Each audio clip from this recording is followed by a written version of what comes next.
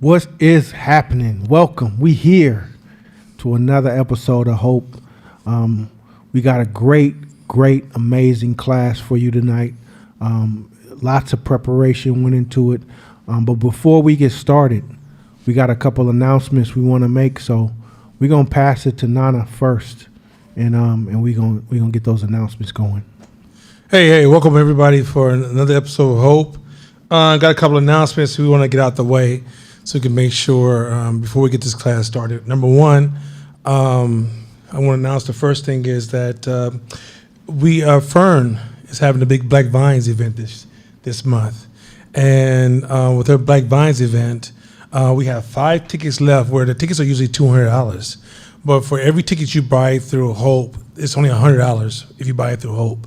And $100 would be directly donated to Hope class. So she's donating 100% of the proceeds of the tickets that she gave us. She gave us more than 5, but all we have left right now is only 5 tickets left. So if you go into Fern's big event, Black Vines, make sure hit up to Neil so you can actually purchase the tickets for only $100 a piece. It's one of the dopest events. It's probably one of the dopest Black events we have left in Oakland. It used to be a time that we used to have some dope events in Oakland, where Oakland was really the city to be in. But, our demographics has changed drastically, and we just came out of the trauma of the crack era and COVID and all these other different things. And so here's an opportunity for you to actually purchase one of the Black Vines event. She usually rents out a space the size of a football field, and it's filled with all these wonderful, amazing, progressive Black folks.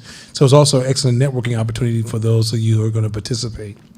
Number 2 is online. It's actually official. We have online ambassadors. What is an online ambassadors? If you go to our Facebook group, we're sending out an email to kind of show you some hacks so you don't get caught up in the Facebook noise. If you go to our Facebook group, our Fight 10 Media paid group, this is for paid members. We have ambassadors. These are people that's been in Hope 4+ years. Mm-hmm. And most of them are either leaders or are heading their own company. And when you lob up questions, it's a space for you as an entrepreneur to engage in ideation, talk about class, talk about things that you're challenged with in your personal business, post articles, read about articles. But we have at least 6 people who are going to be committed to maintaining a conversation. And when it gets to a point where they want to upload stuff to me in court will be available through text and conversation for them to engage us to make sure that the conversation is rich.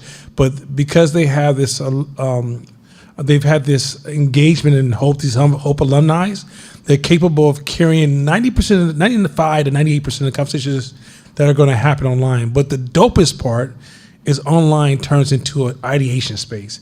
Anybody as an entrepreneur, if you're making a lot of decisions, you need spaces where you can bounce ideas with people who can actually hear the idea and engage in the conversation.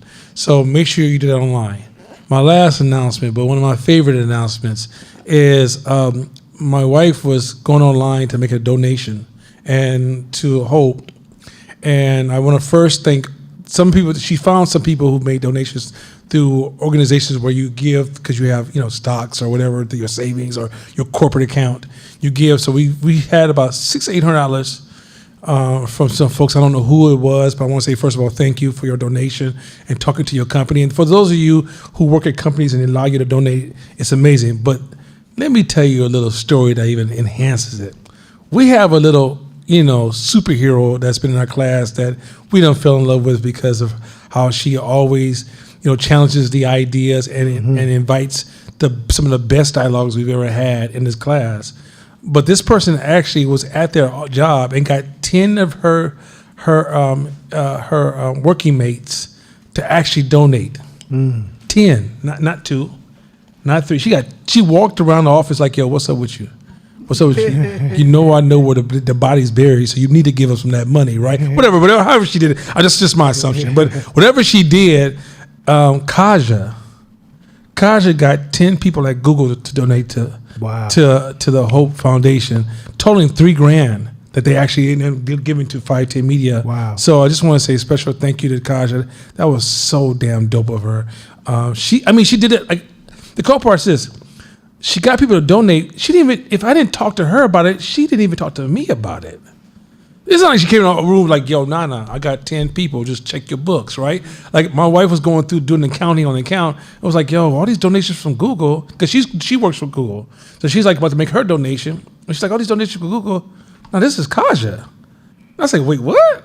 And I had to leave. I was on the phone talking to somebody. I said, let me call you back. Because I just had to process that. So she literally went around to her peers and people in her company and got them to donate. So Kaja, special thank you to you, and trust me, we're gonna put our arms around you and give you one of our big hugs in one way, more ways than another. So I deeply, deeply, deeply appreciate that. So Hey, right on. So with that being said, thank you for the announcements. Court, back to you. Hey, by the way, them Adidas clean. Okay. Them Adidas clean, boy. I couldn't stop staring at them. I know, family. All right, let's get to it.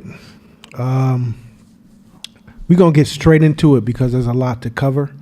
And I hope you guys got your notes ready, questions ready, your challenges ready, ideals ready, because we're going to challenge each other. It's going to be a slightly different format because I want us to engage different parts of our brain in order to really let this sink deep down, and it's going to be the same material, but it's going to come at you from different perspectives. So, Emotional Agility by Susan David. So we're going to dive mostly into chapter 1 for this class and the next couple of classes. This is mostly chapter 1 material. All right. Next slide. So, in order to understand emotional agility, we also have to understand the cognitive distortions that we talked about the last 2 weeks. That was such a great idea to introduce you those cognitive distortions before we entered into the discussion about emotional agility, because if you don't really understand what cognitive distortions are and which specific ones they are, then a lot of times the material can't correspond and can't correlate in a way that makes you like, oh shit, that's fortune teller error, or that's all or nothing, or that's perfectionism. Now, like I want you to also offline study those cognitive distortions. I think there's a list of 22, maybe there's more, or there's different lists going around, but the major ones that we discussed the last 2 weeks, and I think there was a few that we didn't even get a chance to get to, but those are so imperative for you to understand the connection between what a cognitive distortion is and how to execute emotional agility. So let's start with reading. Understanding cognitive distortions. Cognitive distortions are irrational or exaggerated thoughts that cause people to perceive reality inaccurately. The reason why this is so important is because your relationship with reality has to be as accurate as possible. So study them and understand the impact they have on your psychology. Okay, so the lack of emotional agility comes from us most of the times moving in a space of cognitive distortions. Cognitive distortions to us are belief systems. This is how things are, this is the way they are, or I'm justified in my behavior, or this is why I'm doing this. And most of our behavior is steeped in cognitive distortions. So emotional agility is sort of like the rope that rallies all the wild horses around us. The wild horse of perfectionism, the wild horse of all or nothing thinking, the blame game, like it's rallying everyone in and pulling it in, all the wild, untamed horses in us, and pulling it in and starting to tame and train them. See, so that's why it's important for us to understand what cognitive distortions are and continue to study them. I'm gonna tell you another thing. This emotional agility game, even the cognitive distortion game, even the liminal thinking game, this is a lifelong journey. You'll never get it. You'll never arrive. This is not an arrival thing. This is, you're going to chip away every day if you're good, you're going to chip away every day. And the chip is going to be so small. The chip is going to be small. And you won't be able to really understand how far you've come till you look back years. Damn, oh shit, or 3 years from now, somebody's going to say something to you that you're going to remember that 3 years ago, you would have lost it. And now I just feel a little tingle. Damn, I've improved. There's been times where people said slick shit to me and I smiled at them. Not because I wanted to smile, but my brain said, damn, you're getting better. And they go, what's so funny? What's so funny? I'm like, nothing at all. But I'm thinking to myself, damn, you're getting better, bro. Mm-hmm. That's what this game is about. But you have to look at it from months and maybe years of chipping away, just small chips. I was watching a show about gold mining on Netflix, and they was digging this tray into the water and swirling around like that. Gotta be the most dumbest shit ever. Like, and there's nothing in there. It's just rocks, and they keep swirling. And then over time, there's like 10 or 12 little tiny gold little speckles in that. And I'm like, what a waste of fucking time. And then he poured it in this jar full of those speckles. And it was like 12 ounces of it, which was $20,000, $30,000. And that's really, to me, equates to how this journey fits for us. You're just chipping small little speckles away. You're learning, getting better slowly. This is not a mastery. And anybody who comes and talks that mastery shit to me, I know you failed. You whack. You ain't it. You stay away from me. Next slide. Let's start with the opposite, emotional rigidity. Okay, so I want to do some inversion. That's what we're going to start with, the inversion, because sometimes it's easier to understand when you invert a principle. And that means we know the goal is emotional agility, but what does emotional rigidity look like? Mm-hmm. What does emotional rigidity look like?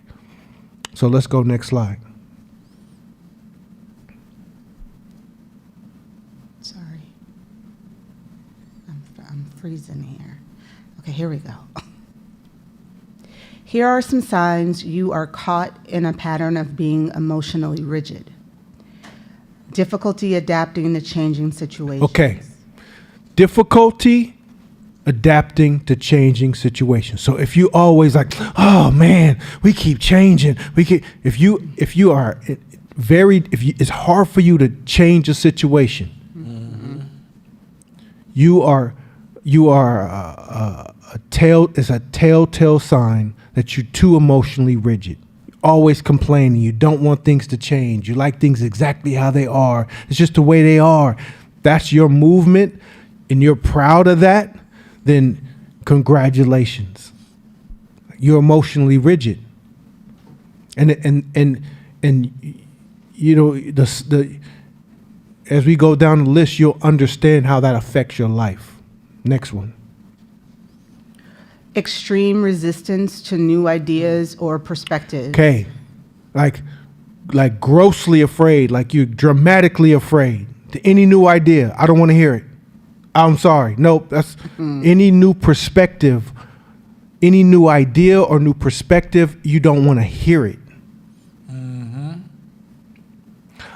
I had an employee, this is not the Bible, but just reminded me, I used to have an employee, and we were like, hey, we got to grow as a company. We got to grow as people. So we're always reading books. Here's a book for this month. And by next month, we on to the next one. So after a few months go by, I realized you ain't been reading the books. The only book I read is the Bible.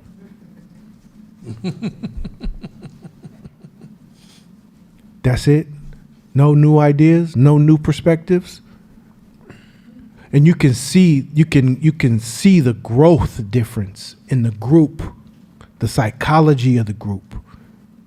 It's that important. So if you another telltale sign of a extremely emotionally rigid person, don't want to hear no new ideas. Next one. Inflexible thinking patterns. Inflexible thinking patterns. Just think a certain pattern, a certain path, and there's no flexibility. So if you go down this one particular road, same lane, same light, and it just so happens that the light turns red, and it's red for a long time. Have you ever noticed some people be like, shit, I ain't wait. They'll look for other options. Let me get off on this side road. Let me make a left around this street. Let me keep going forward to come back. Like there's 15 different ways to get to the same place, but if you don't have a flexible thinking pattern, then you'll be stuck waiting on the same road in the same lane that the light's broken or there's construction on it. Inflexible thinking patterns is what creates, I call unintentional low IQ. I used to see this when I used to commute. Sometimes it's people get so used to not driving in the carpool lane because they're scared. They don't realize that the sign is from 10 a.m. 8 to 10. to 5 p. to no, it's 3 p.m. 3 p.m. So that lane will be halfway empty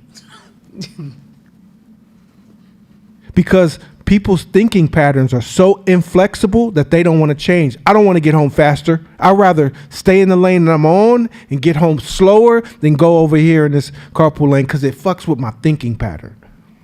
You can't entrepreneur like that. You can't. It's tough for people to be around you like that. Next one. Inability to acknowledge or express a range of emotions. Oh, you missed one. No, I did miss one. Oh, sorry. Intense negative reactions to minor setbacks. Oh, God, it's horrible. This is the worst. What the fuck happened? Bruh. What happened? I'm ready to get my gun. This is horrible. You said horrible? Let's go get the pistols. What happened? What we got to do? Man, just this person said that they didn't like this. Man, if you don't get the fuck up out of here. The fuck? Really? That's horrible? Intense negative reactions to minor setbacks. Too emotionally rigid. Can't do it. Can you imagine the blood pressure of people around you who take the shit you say literal? It's horrible. It's the worst. It's terrible. It's disgusting. Like all these extreme words. Rigid. Rigid. That's emotional rigidity. That means I want my life to be so perfect and nothing out of whack that the fact that it's not in whack makes it so horrible. It's not the thing that's horrible. It's the fact that it didn't align with my level of perfection in my head. You're on path to fail. You're on path for misery. Nothing is ever good enough for you. Nothing. Next one. Inability to acknowledge or express a range of emotions.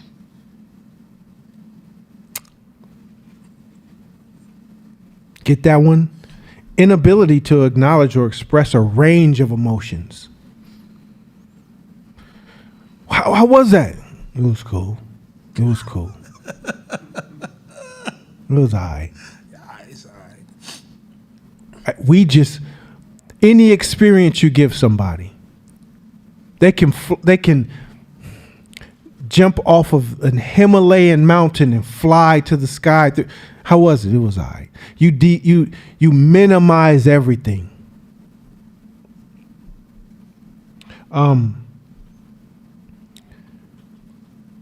Emotionally rigid. You're limiting your life, limiting yourself. You're limiting the experience with people around you. Next one. Overly controlling behaviors. Control freak. You think being a control freak is a plus? You think that's a positive? It's a good thing? Being a control freak is you're so emotionally rigid that you panic when the illusion of control is outside of your reach. All you're doing is setting yourself up for failure with this kind of mentality. It's truth. You're tough to be around. Nobody wants to hang with you. You're too perfect. And your life could be in shambles, but yet you want to control other people.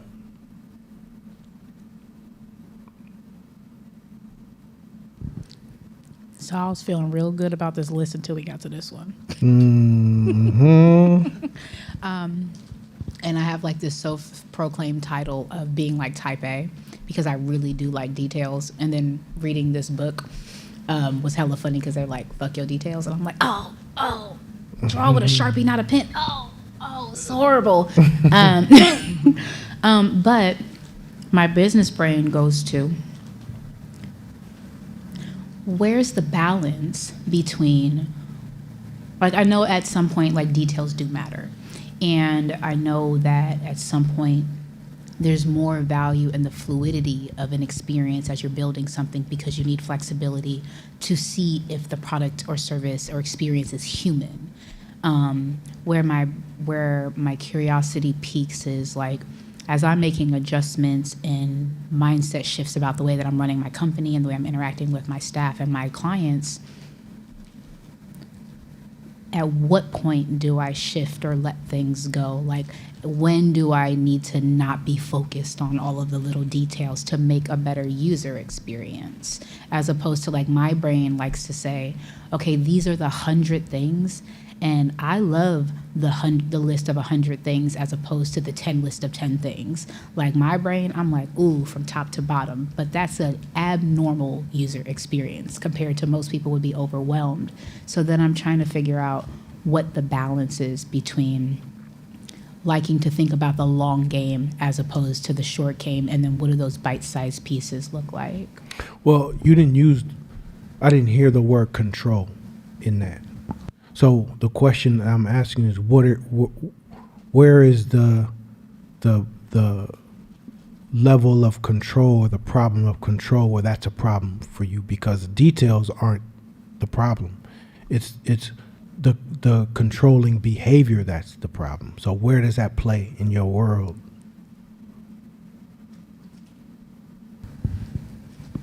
I feel like, I don't think I'm like obnoxiously controlling. Like, because some people are just like, nobody wants to be around you. And I don't think I have that degree, but I think that in business, the way that it hurts me is I will create a manual for everything and then expect people to follow the manual. And so it's like a passive aggressive control. It's not like an in your face control.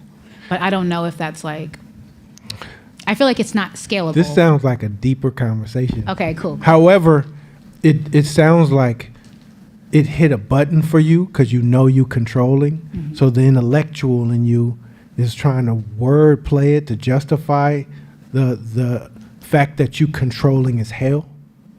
And I think the first thing is to acknowledge it, to say, this is me and I got to work on it. Once we do that, then let's identify the whys behind the control. Because here's the deal. Most people who are highly super controlling people had a high level of abuse as a child. Just the truth. I'm one of them. So because I didn't have control as a kid, I'm gonna make sure I got all the control as an adult. You gonna do what the fuck I say. This is gonna happen the way the fuck I say it because I don't want to ever be out of control again. First step in me was acknowledging it. So then you over time learn to do this, to release the control. And it's hard. It's really hard. I'm having the opposite problem is because I'm so like too left foot of letting go of control that I've let I let go of too much control last year. So now I'm learning where the sweet spot is and where to insert myself and where not. It's a dance that you have to dance with, that you got to learn. But first is acknowledging and not justify. Well, where is that's basically saying, yep, I'm it. Tag me, I'm it. And the goal now is to figure out the why behind it first, and then learn some examples of where I can have alternative behaviors from. Okay, that's controlling, but where's the empowering part? Yeah. Let me say this. These line items are way deeper than he has time to explain. I can go so many levels of thought where these are going to pop up over and over. They don't pop up in just this one control area. You're going to find that you don't have to have controlling here. It's going to be here, here, here, here, here, here, here, here, here, here, here. And then the premise of your question could never get a fair answer. Because if he says, just stop, you just can't stop, right? There's reinforcements for your controlling behavior. And so until you deal with some of those reinforcements, you'll be a victim to just moving the goalposts. Well, I stopped over here, but I did stop over there, I stopped over here. So one of the things of going through this emotional agility and doing the work, which he's admitted that that's how he talks about it. He's like, I'm doing the work with, this is one of his favorite books, is that these points are not meant to approach them from, how do I fix this? It's, how do y'all work on this? And when I work on this, you're going to continue to pull off layers and reveal more layers of control.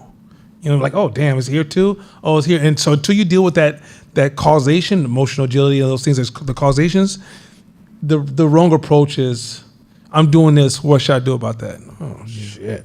Shit. Straight up. And if these things trigger you, like, oh, shit, that makes you realize the more you need this book. Because this is the invert of what this book is going to teach us. So if those things are still at play in your life, that means I need to read this book again.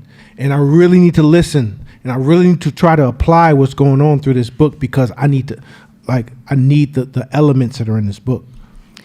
There's a question online, and this is about balancing preparation and perspective. And the question is, so I tend to catastrophize, but isn't that part of our responsibility to anticipate and plan for worst case scenarios? How can we navigate the need for foresight without falling into a pattern of instinctively defaulting to worst case scenario thinking? Well, do what we're doing right now. I think catastrophizing and inverting is two different things. Catastrophizing is being emotionally rigid. That's where you stay. It's a catastrophe.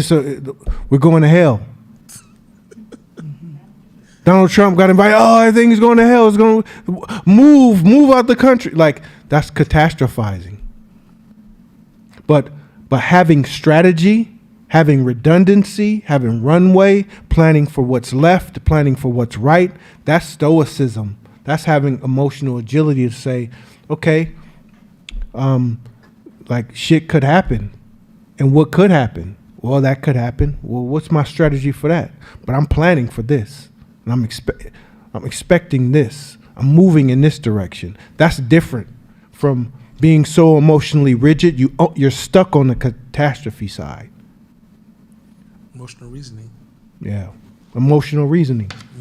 Cognitive distortion. Yep. That's it. I got a distortion. Next one. Difficulty letting go of past hurts. Bang. There's another one. Bang. If we can't let go of past hurts, people who wronged us, we want revenge, people who hurt us in the past, if we have a tough time or still haven't let go, we're emotionally rigid. Emotionally rigid. one thing that's missing here is that if we demonize the people around us that really are trying to help us, if we demonize them, if we can't emotionally get past the fact that we have their best interest at heart, but instead we mad at them because they tried to help us, but they're saying some shit that we don't agree with and that hurts our feelings, emotionally rigid. You can't grow. You can't grow. If you can't see past the fact that a person across from you has genuine interest in wanting to see you succeed, but the fact they said some shit that you didn't like, you can't grow. Just to chime in a little bit, there is this, maybe this is like spillover from professional culture, or maybe this is just like where we're at. But I was thinking today about imperfection and how often, I mean, to echo your point, or the way I'm processing what you just said is, you know, we cannot receive anything that doesn't come from a perfect source. And there is a way in which somehow, somewhere, we actually think that exists in the world. And so I think I was thinking about Diddy, right? And Wow. he got a lot of stuff going on, and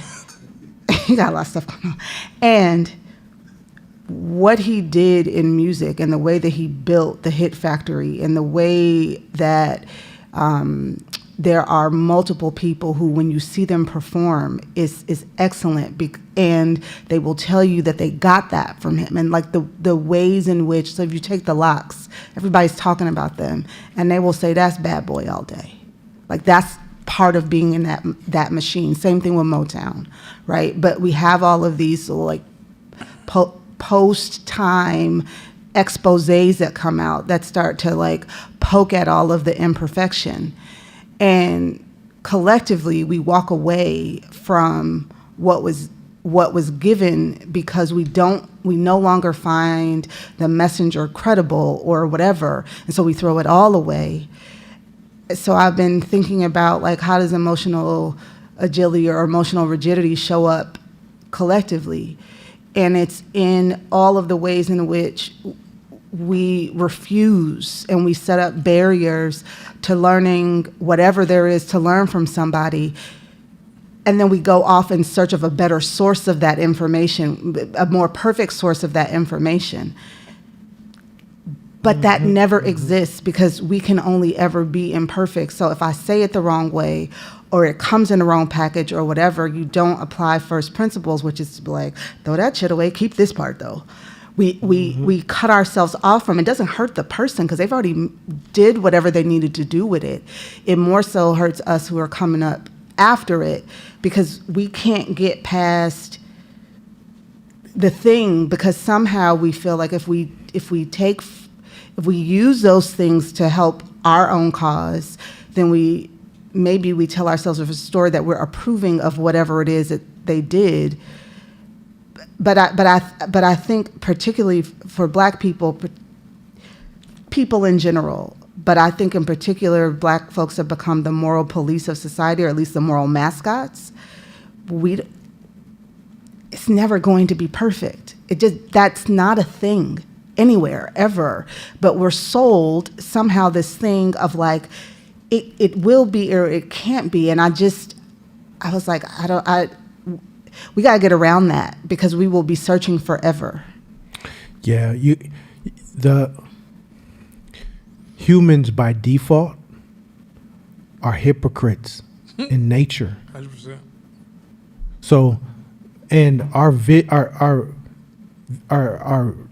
perception of the world is only skewed by our bias and what we pay attention to. And what we pay attention to is real, and what we don't pay attention to didn't happen. So that means the things that are in the shadows are the things that what we don't pay attention to, because those are urges that come, that we fulfill those urges. We go after those urges. But if it's not in our forefront, it didn't happen.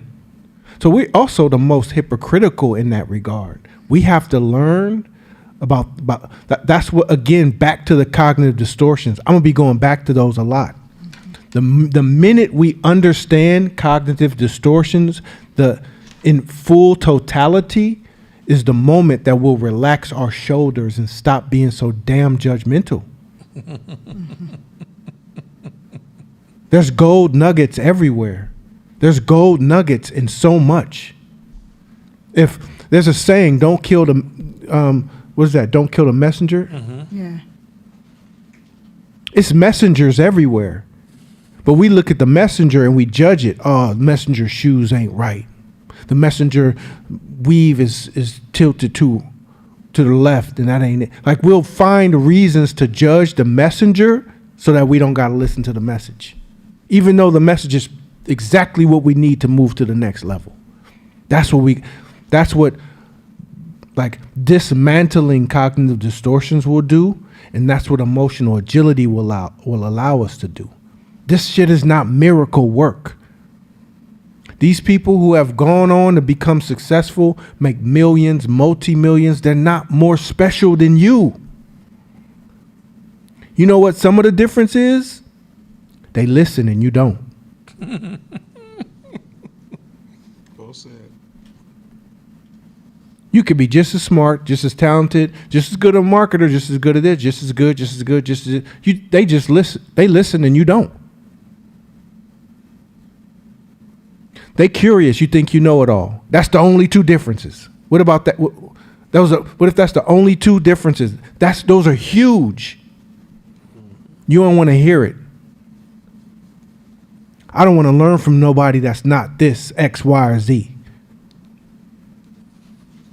Like, get over your fucking self. Get over yourself. We all are all where we are for a reason. It has nothing to do with the government, has nothing to do with the white man, has nothing to do with them, it's because of where we choose to be in this moment.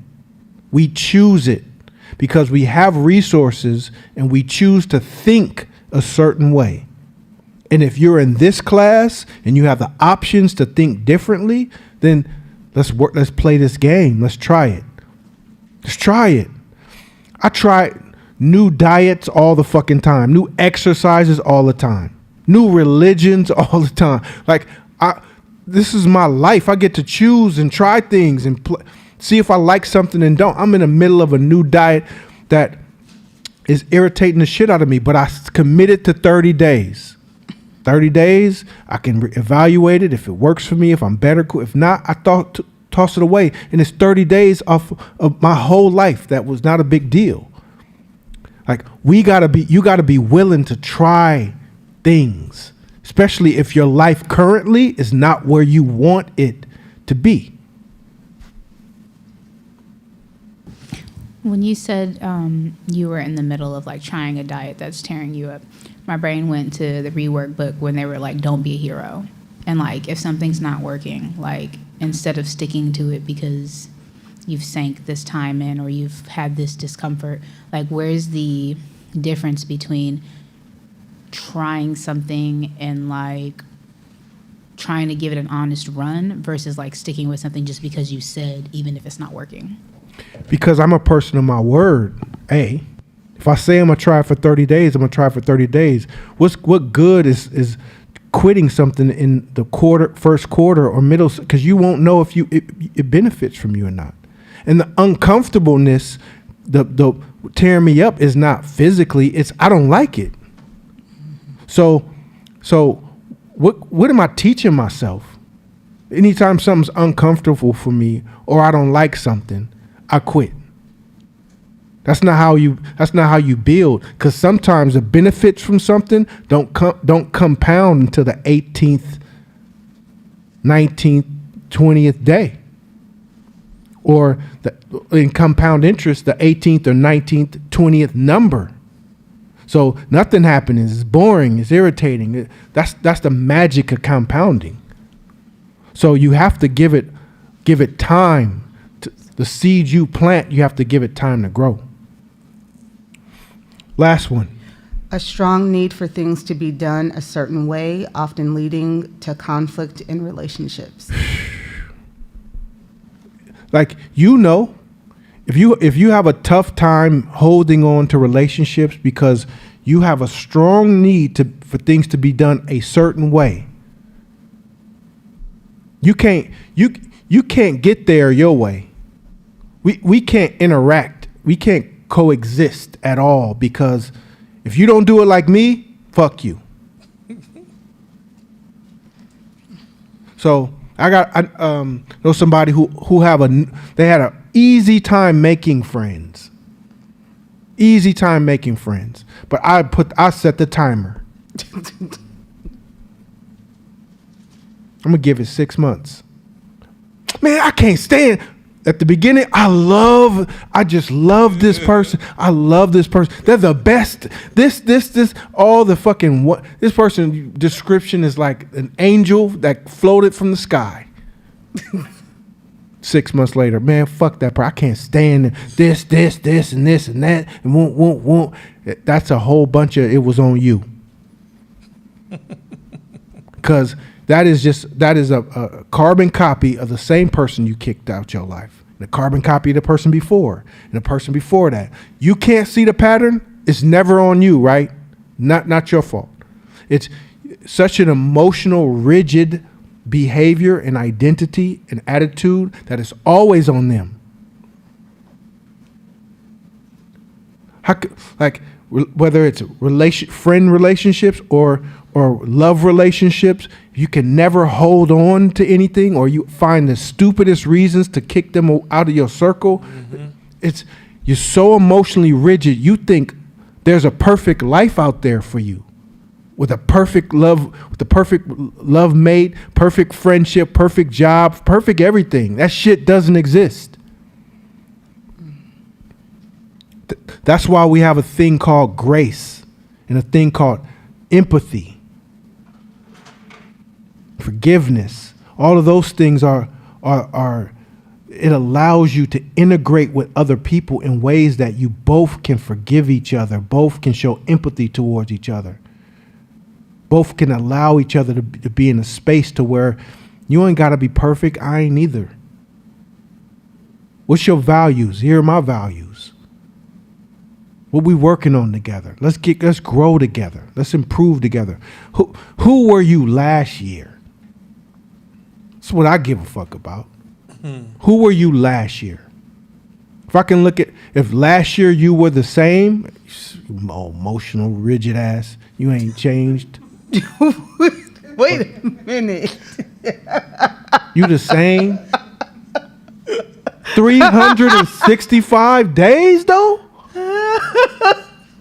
Your ass still the same.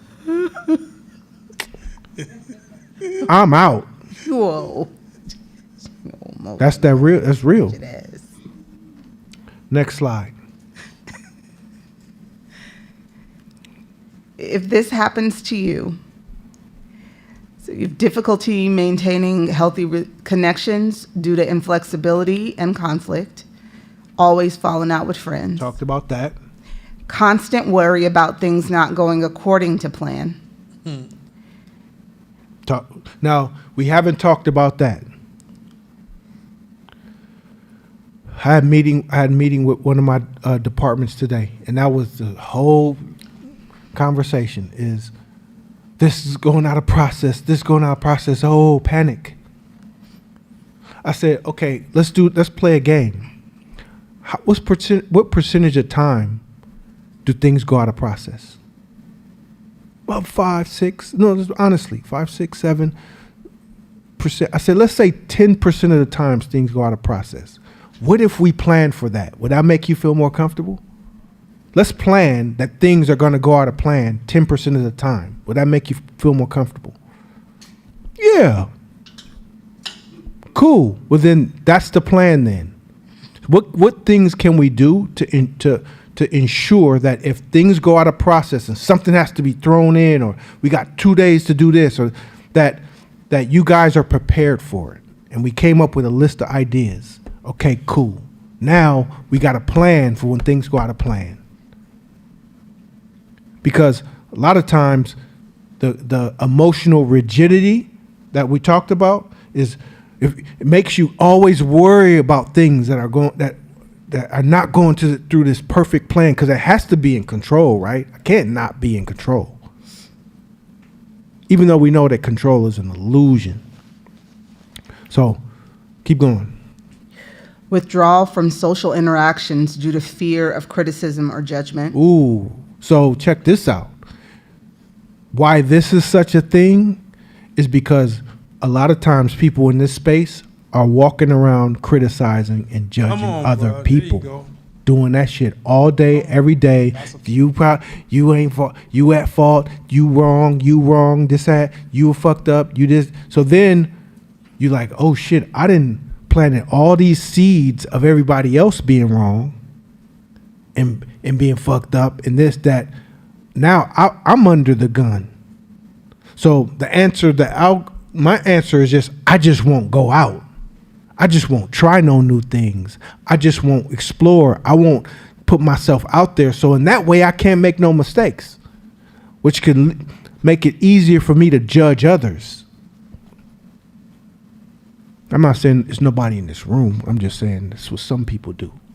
Mm-hmm. Right? Mm-hmm. You know anybody like that? Always talking shit about other people, but ain't doing shit themselves. Because they're stuck in this loop. They planted too many seeds. So now they're bound by their own seeds that they planted. Think about that.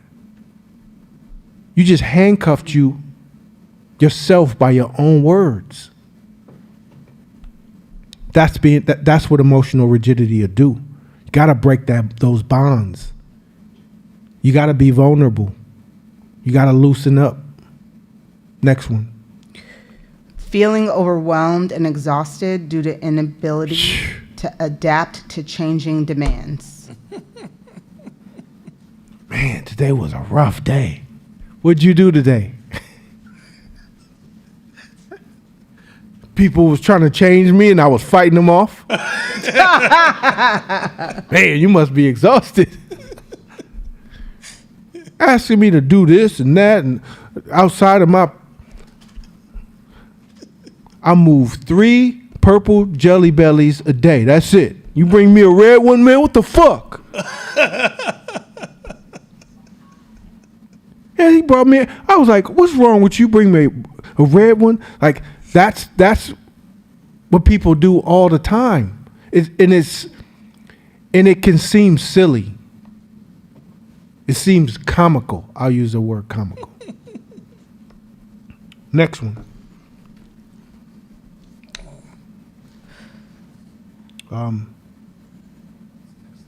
Next slide. Next slide. So here's the thing. And it's supposed to be with hope, like this class, this hope class, this book, you trying it, you can grow. You're not locked into this behavior. I don't know if you guys ever felt this, but has there ever been something inside of you where you thought, man, I'll never change this? In a million years, and maybe it was lots of years. And then lo and behold, you messed around and changed it. And you surprised yourself. Is there stuff like that inside? Kaja, please share. You'll probably hit me in the back of my head when I say this. I don't think working out works. I'm doing it. I'm going my 2 days a week because I'm trying to keep my commitment. But every day I go in there, I'm like, this shit don't work. Because I was like, the food industry here is going to have an impact. The quality of life here is just lean towards sedentary. So even coming in here and giving it my best these 2 days, and then the things I do outside of here, that's just like passive activity. I'm doing it, but I'm not expecting anything from it. I'm like, the best you should get from this is increased mobility and, agility, and that's just what you should expect to walk out of here with. So I'm doing it, but I would really rather be doing something else. So yes, I've experienced that with working out. I feel that. Shakina wants to speak to it. The health guru, of course, the health guru got something to say. I actually love you for that, because I feel like that is probably one of the best approaches. When you walk into it with these high expectations, you're already setting yourself up for failure because you're not giving yourself a runway, because you're unrealistic about your expectations. What I would say, as somebody, I used to be 268, like I lost a bunch of weight, and none of it was easy. And the first time I did it, it was super unhealthy, physically, emotionally, and all the things. Is that 268. Sorry. yeah? No, I was a big girl. Is that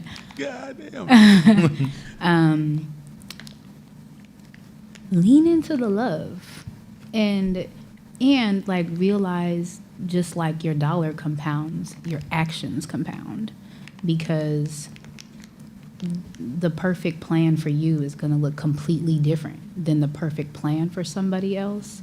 And I think that if you go into it without these harsh expectations, and you go into it with an appreciation of, well, even if I do leave with more endurance and mobility and pain, that's better than what I came into it, you'll start to find all these other benefits that you weren't expecting out of it, because you were open to it and not downsizing it to, I'm not fitting into this box, because I'm not a box either. I'm a cylinder. I don't fit in boxes. But I would just say don't beat yourself up. And I think that it's a healthy approach of just hacking the consistency of it and not having an extreme expectation, because you'll probably stick with it longer because of that. Can I respond? Totally different. Totally different. The lesson is within the emotion. So that's an example of emotional rigidity. Because emotional rigidity, you say, what is emotional rigidity? It's an opportunity to show how emotions work. Sometimes we think emotions is about feeling good, not feeling good, happy, sad, mad, bad, angry. I don't feel like this is working. That's emotional, right? That's also mean that you're tuning to long-term impact through compounded building. You don't have a sensitivity for that. Also, in measuring that feeling, you got to realize that, okay, compounding is not a friendly to feelings. Like, it's just not. When you run your company, there's going to be a window where it seems like you just copy and paste in every day, and you don't feel no change. Now, change is happening, but you don't feel it. You got to learn how to exist outside of that space. And that's why working out is so critical, because you'll find out that, well, working out is also onboarding you to controlling your diet, because majority of your weight loss is tied to dieting, right? But also, too, this is what you can't see. You can't see Kaja at 55, 65, 75, 85, 95, right? You can't see those ages. And so, and the investment you make today, it's like somebody saying, I don't invest no money because I got to live for right now. I don't worry about tomorrow. And then tomorrow come, they're not going to do it. Can I stay at your house, right? The reality is that when you're working out, you don't realize every day there's invisible things you can't feel that's happening. The muscles are getting weaker. The bones are getting weaker. Your health is deteriorating just by default. Weightlifting is actually holding off the evil of natural evolution. It ain't going to stop it, but it's definitely going to slow the fuck down, right? Number two, what you're going to find is that anybody who's lost weight, and she can testify to this as well, I can testify to this, you don't realize how much you're in prison till you get outside the prison. Once you're in the prison, your brain is, because it's so adaptable, it's adjusted and adapted to all the challenges that are happening within that space, right? So you not feeling it is an accurate statement, but that is the lesson of building. One of the principles of building is you don't feel a lot of this shit. There's no emotional highlights every day. Oh, made some difference. I'm making progress. Some days you feel like, is this shit even working? Right? And that's the space a lot of people can't endure, because change for you Like if I look at this class, almost everybody in this class has made major change, right? Now I can, and the way I'm able to observe it, because I'm in observation mode, but I get a chance to check in and step away for months and check in, right? And in that space, you made huge change, but to you may feel like I'm the same person coming to Hope, just trying to change my life, right? What I'm suggesting is that ain't nowhere where you don't feel shit. That's one of the most things about working out. When I go to the gym, I don't give a fuck how hard you sweat, how hard you work out. If you go home and go on that scale, you got the same body and the same weight. But if you stick with it under a certain 2 days a week, is an intro. Anybody knows like how much are you walking? Like for example, Meezy, who makes beautiful puzzles. I meant to bring his puzzle. Remind me to bring his work to, because Meezy started a puzzle company in Hope. Shit's cold. He's like he's literally leading locally in puzzle designs, right? So Meezy used to be old Jasadi weight. Nah, I say 30 pounds heavier than old Jasadi, right? 30 pounds older than the old Jasadi. Meezy came to my house and gave me some puzzles the other day. All he does is walks his dogs 6 days a week, and I'm talking about he walks them. He came to my house, I didn't know who he was. Chiseled chin line. He had to be a size medium. When Meezy went on the last retreat, he was probably an extra large plus. He's a size medium. So did he get it in one day? Did he get his first 2 walks? Did the first day your legs are sore? None of that stuff means anything. But the reason we suggest you go work out, because the message of building a business, or the principles of building, is built in a workout. And is not meant to be felt like that. So once you understand that, you're playing a long game, and you got to walk in faith. Y'all Christians, y'all tell about the Christians, share that with her later on. But when you have to walk in faith, that means you don't feel it. You don't experience it. Tell the Christian behind you, stop it. But the thing is that you don't feel it, right? It's an act of faith. But you have to use your wisdom to know how to walk this path in faith and know that down the road you'll receive the benefits of that journey. Yeah. That's entrepreneurship too in a nutshell. You ain't gonna like it. You ain't gonna feel it. The natural response is what the interaction between me and Shakina. Man, I'm on this workout diet and I ain't feeling it. Well, hey, if you're not feeling it, why don't you just stop? That's not how the game works. Mm-hmm. You don't get to stop if you're not feeling it. Because feeling don't mean shit. Will this get me closer to my goal or will it not?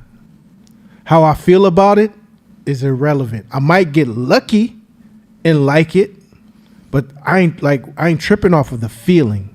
It's more about the system and the process. So I think it's great that you're doing that. And I think over time you're gonna ramp up. And like a lot of greats say, it's good to have a goal, but the mastery is mastering your systems and your process. Get good at the process. The goal will happen if you get good at the process. What's the process of whatever your outcomes are? And I think a lot of that, you also bring up a good subtle point, which we do that a lot, is if there's a big barrier in front of us that we can't quite overcome, over time what we'll do is we'll just kind of demonize it. Like, I don't do that shit. What you think about that girl? I don't like her. I don't like girls. I don't like women like that. I don't like them like that. Well, why? Oh, she rejected you hella times, huh? She told you she was out your league. So then your subconscious mind to feel like to protect yourself said, I don't want it. I don't like her. We do that. All of us do it. So the emotional agility says, and Oakland is known for it. If you've ever walked out of a club at 2:00 in the morning and got hollered at and you said, no, thank you, what was the reply? Exactly. FYB, right? I was like, really? You just told me how beautiful, somebody just told you how beautiful you was and like all that, but the minute you say no thank you, it went from beautiful to FYB? For real? It's because that's our defense mechanism to it. It's how we keep our self-esteem high. Mm-hmm. I can't be rejected.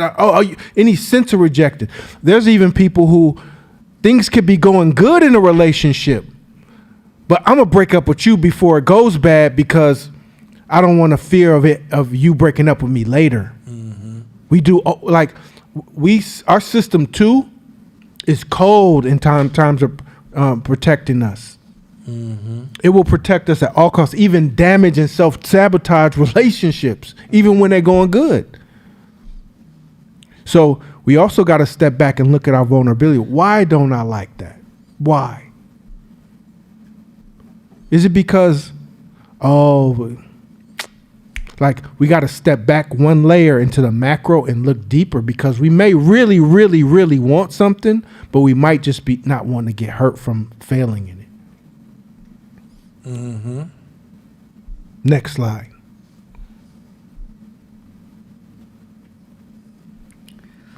The truth about growth. It will be hella hard. Period. Let's stop there.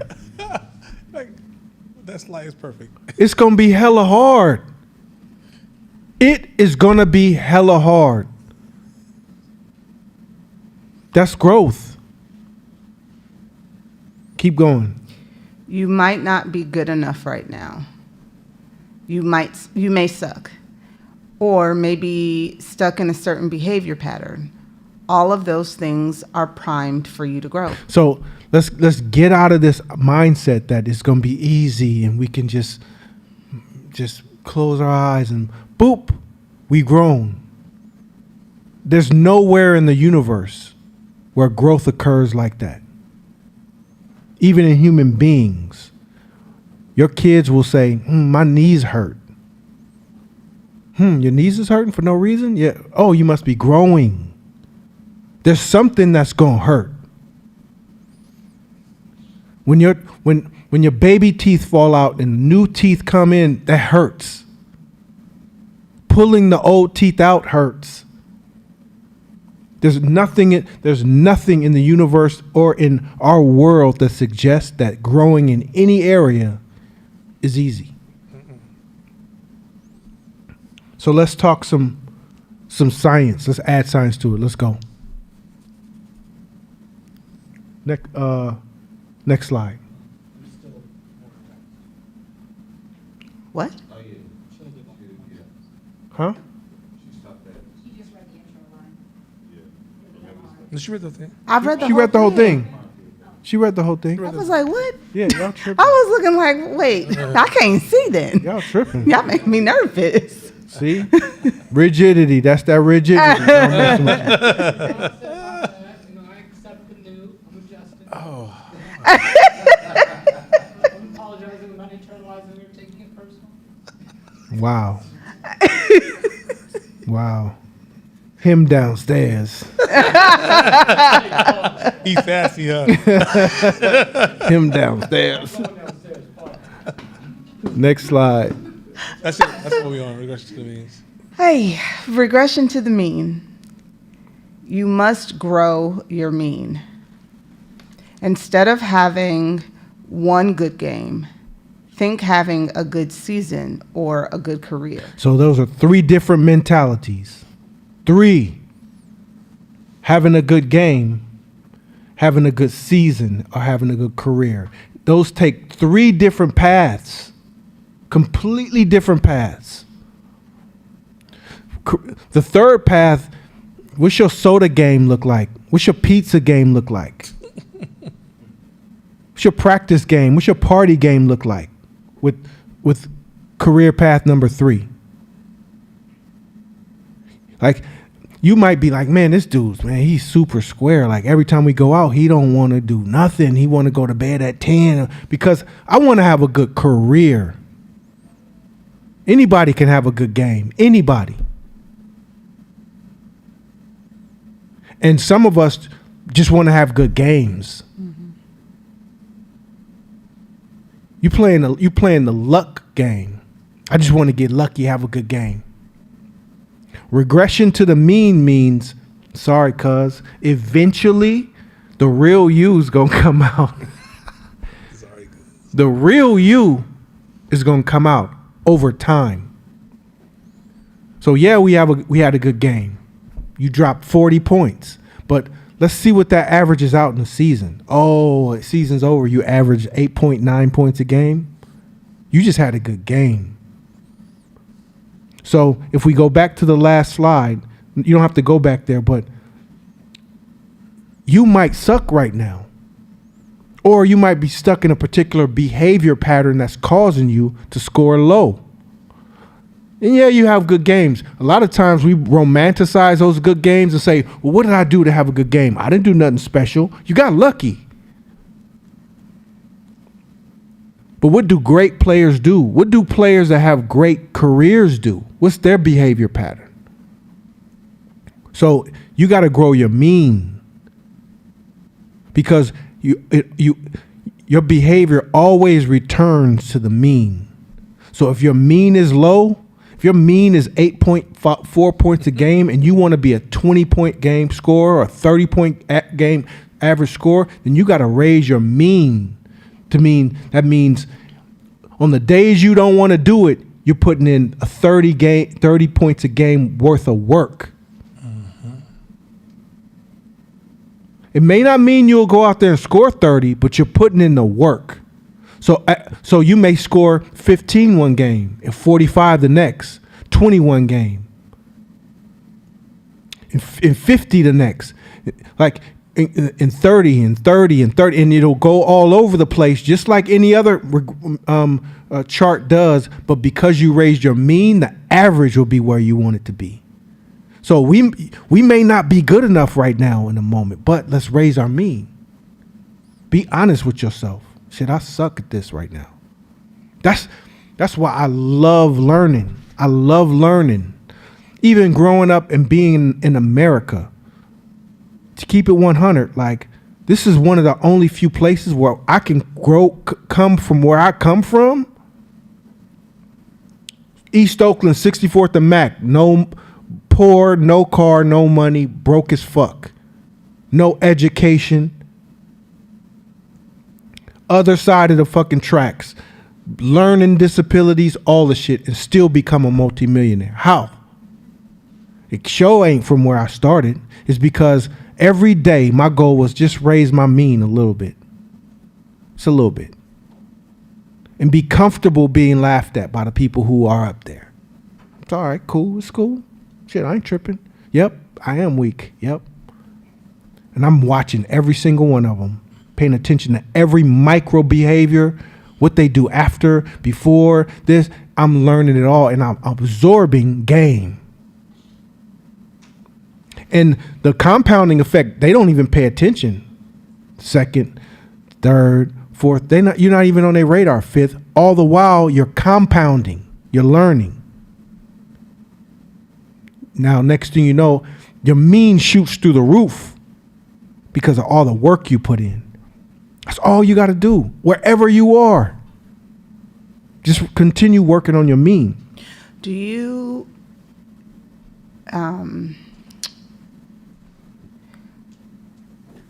outside of like your own tracking, would you say that, like, how do you hold yourself accountable to that?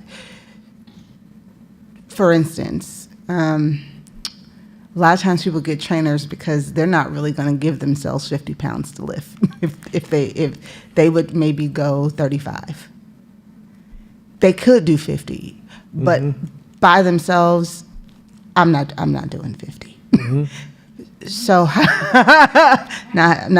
no. So that delta, right, between like I'm pushing myself and I'm pushing myself.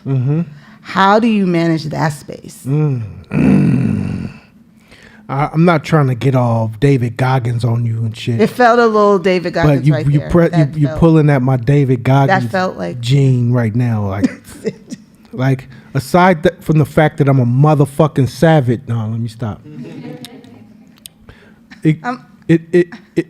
old. I don't do it. No. Here's the deal. First, it starts with know thyself, right? Yeah. So if you are the type of person that says, I want this so bad, and I know that what I'm going to do on my own, I'm going to invest in a trainer to push me. I don't think that that's any weaker than a person who can push themselves to 50, because the results are the same. 50. Know yourself. If that's you calling a stronger friend that to pull the competitive nature out of you, you pulling the energy out of yourself, you getting a trainer, as long as you're pushing 50. The idea of knowing yourself is saying, I just did 35 again today, and I know that's some bitch shit. So let me do something about that. That desire right there is it. That's your higher self saying, no, we want this. So, and that's also purpose comes from your purpose. I really want this goal. I want it. And the times that I can't push myself, when I'm the strongest, I'm gonna invest in someone else. There's nothing wrong with that. There's apps that I deleted off my phone that I can't. I've tried to do that. I tried this. I tried to manage it. It don't work. Kill it. Like there's something in the Bible. Maybe Bible folks can help me. And it says something in there like, if your eye is making you weak, pull that motherfucker out. Not. Yeah, that's exactly how I said it. That's exactly what I read. Yeah, boy, Jesus used to use some words for you, didn't he? That motherfucker that's about verse 7. It's That's when he get to the motherfucker part? Okay. Yeah, the Book of Tyrone. Book of Tyrone. Cool. And Sydney, you better not cut this out and send this to nobody. Cut it out. If your left hand is making you weak, cut it off. Like there's times when you can intellectualize things for your purpose and your goal. There's times when you can intellectualize things, but there's also times when you just got to cut stuff off, or you just got to use other elements to help you get there. But the main goal is you're doing it. And that's the beauty of it. He is laughing online, Sydney. Sydney, you better not, bro. I seen the last video. It wasn't cool. Seen that one. Next slide.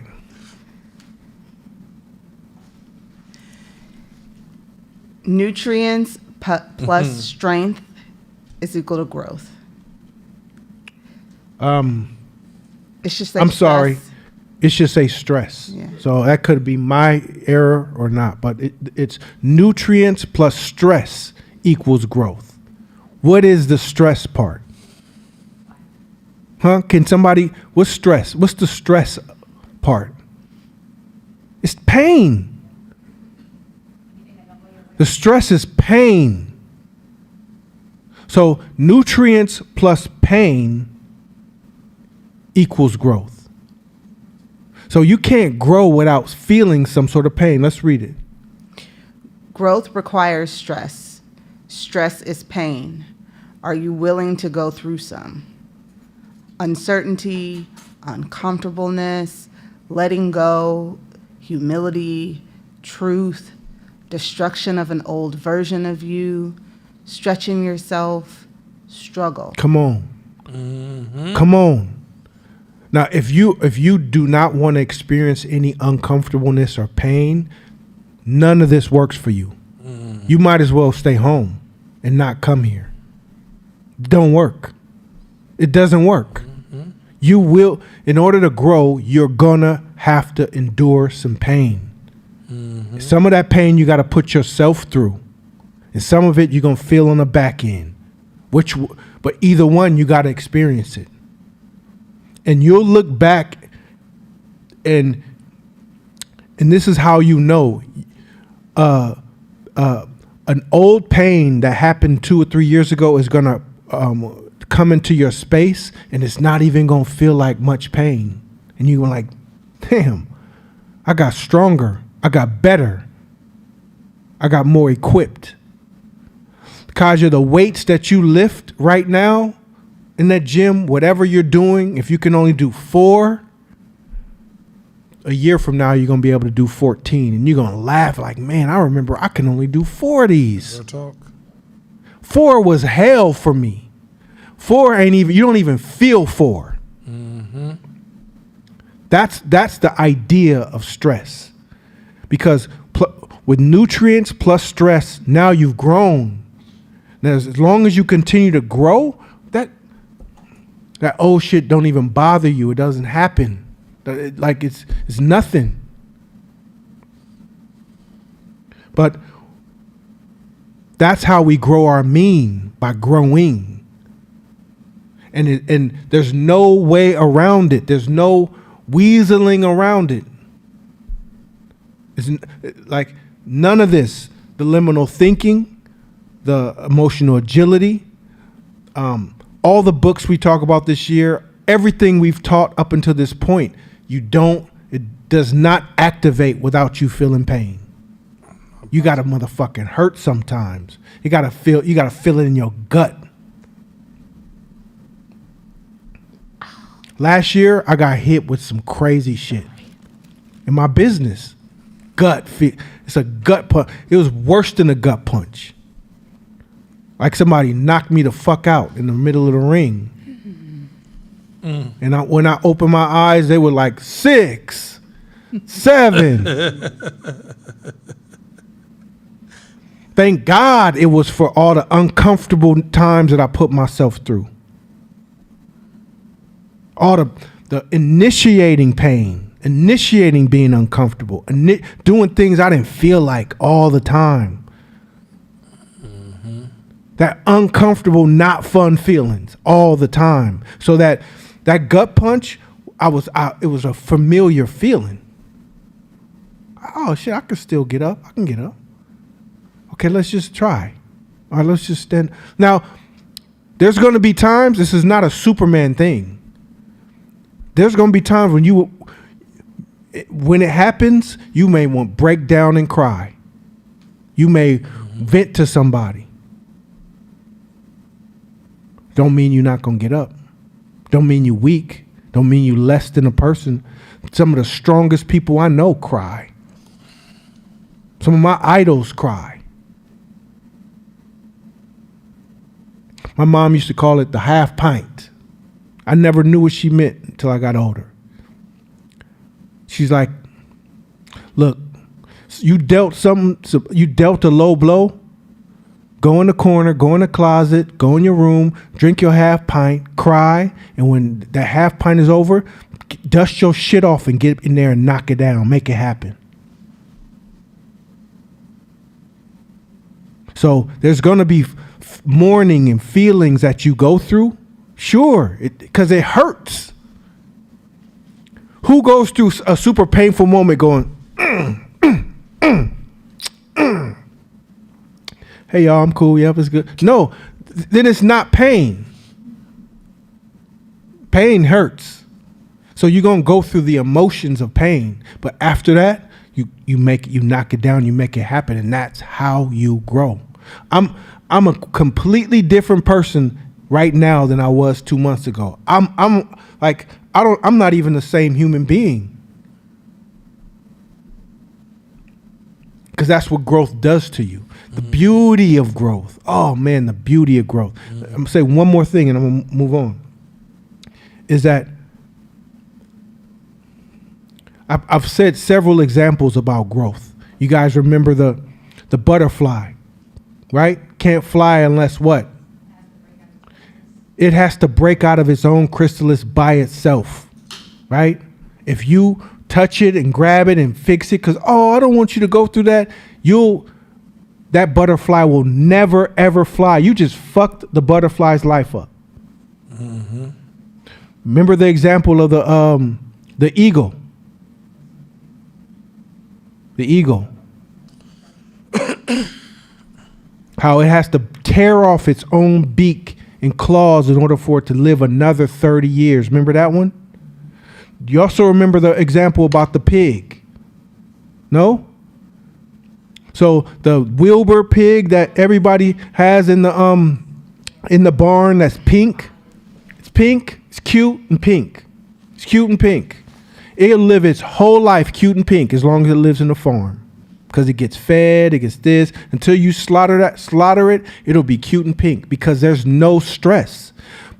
This is a scientific fact. If you drop that pig off in the wild and tag it and come back 4 or 5 months later, that pig is full of hair, fur, and now it has tusk. Why? Because the environmental stress activated dormant genetics that was in that pig.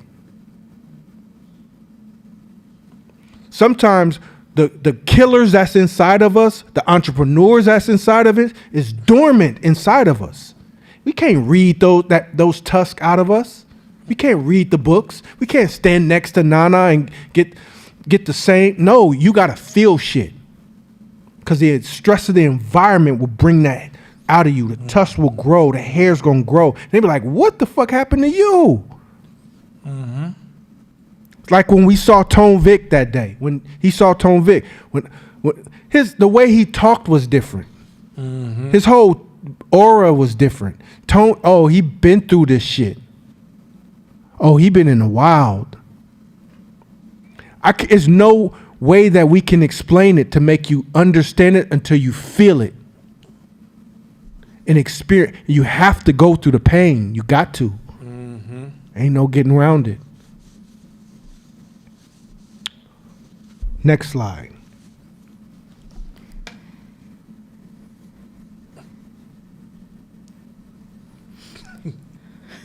Rule number 1. First of all, I just want to say, me and Nana had your back. It was about 12 pause moments. I stopped it. Man, we was back. looking across each other like, look, the Lord is using them. Don't do it. Don't do it. The Lord is using them. Don't do it. I'm just saying, if you pause me in this class, I'm reading comments. Hey, you got about 13 pauses that I won't say. Okay, cool. We trading pauses down. Yeah. It's courtesy up in this man. I'm just saying. Rule number 1, take responsibility for everything that happens to you. Okay. Take responsibility for everything that happens to you. Ain't no ifs, ands, or buts about this one. You can't be a radical responsibility person and a butt person. Oh shit. And a person who says but all the time. Hey yo. I knew that. I'm fresh off negotiating too. You can't be a radical responsibility person, but at the same time be like, well, but them. No, the two don't exist. As soon as you point a finger at somebody, you're not a radical responsibility person. You just X'd it out. If you want to grow in this class as a person, as an entrepreneur, you got to take real radical responsibility and find the gold in whatever you're going through and create new processes and take ownership. Keep going. No one cares. No one fucking cares. They don't. You think they do, but they don't. Next slide. Do better. Do better. Next slide. Sorry. He meant next line. In order to achieve your targets, you have to insert your value in this world in order to get a return, which leaves no room for victim mentality. If you want to create, you have to insert your value into this world. You got to. No one cares. The truth is, if you fell off the face of the earth after a little while, people gonna forget and move on. It's the value you inserted into this world is what creates your legacy. Nobody owes us nothing. The world don't owe us nothing. Insert your legacy. You have to earn that. You have to insert your will and your legacy and your value to this game to make yourself valuable. Nobody cares. Don't get caught up in society's thinking. No one cares. They only care when you're valuable. And value you have to create. Last slide.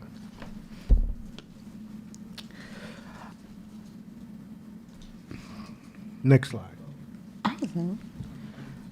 Ownership and fault have two different meanings. Taking responsibility means taking ownership. Doesn't mean it's all your fault, but it means you own it. Our responsibility and desire to help black folks don't mean it's our fault. I didn't give birth to my mama didn't give birth, but guess what? We own it because this is our culture. This is our people. So it wasn't my fault. Who cares? It's not about fault. We own it. There's a difference. So don't feel like, well, if I take responsibility, I'm gonna feel like it's my fault all the time. No. You're a leader. You're an owner. Owners take responsibility. This is my block. This is my neighborhood. This is my culture. This is my community. This is my city. This is mine. Don't mean none of it's my fault, but I own it, and I'm going to do my best to insert my value in it. All right? Okay. Well. Thanks, Roy. That was actually pretty damn tight. I promise you, I held back from saying so many different things. Let me go back and just go back a couple slides. Okay, I can't. I'm sorry, I can't. No, go back to first of all, the nutrient one and stress versus growth. You're going to hear that a lot throughout the year. Kaja, one of the things that in your comment that would be unfair if we were doing a business audit, this is just that comment around exercise. If you said, I've been working on this project and I'm not getting any results, the strategy is the details, right? So what are you doing? How much stress are you feeling? How much pain are you feeling? How many hours are you working? What time of the day are you training? What type of exercise are you engaging in? What's your age? And that's the best exercise to maximize your outcome? Ladies, you guys know that very recently, lifting heavy was always discouraged amongst women because women say, I don't want to be buff. But now all the science and doctors say that starting around 40 years of age, you should only be lifting heavy because you're fighting natural deterioration of bones and muscle, right? So it's so many details, so many devils in the details that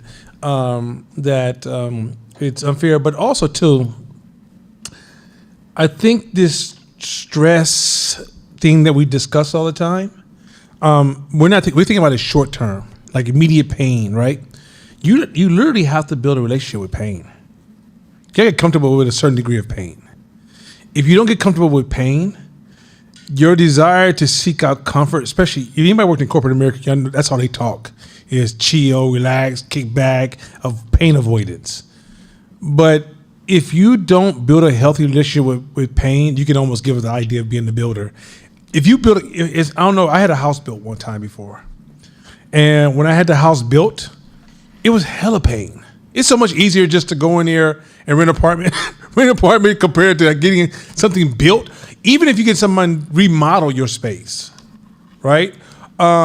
Even buying real estate, there's pain involved, right?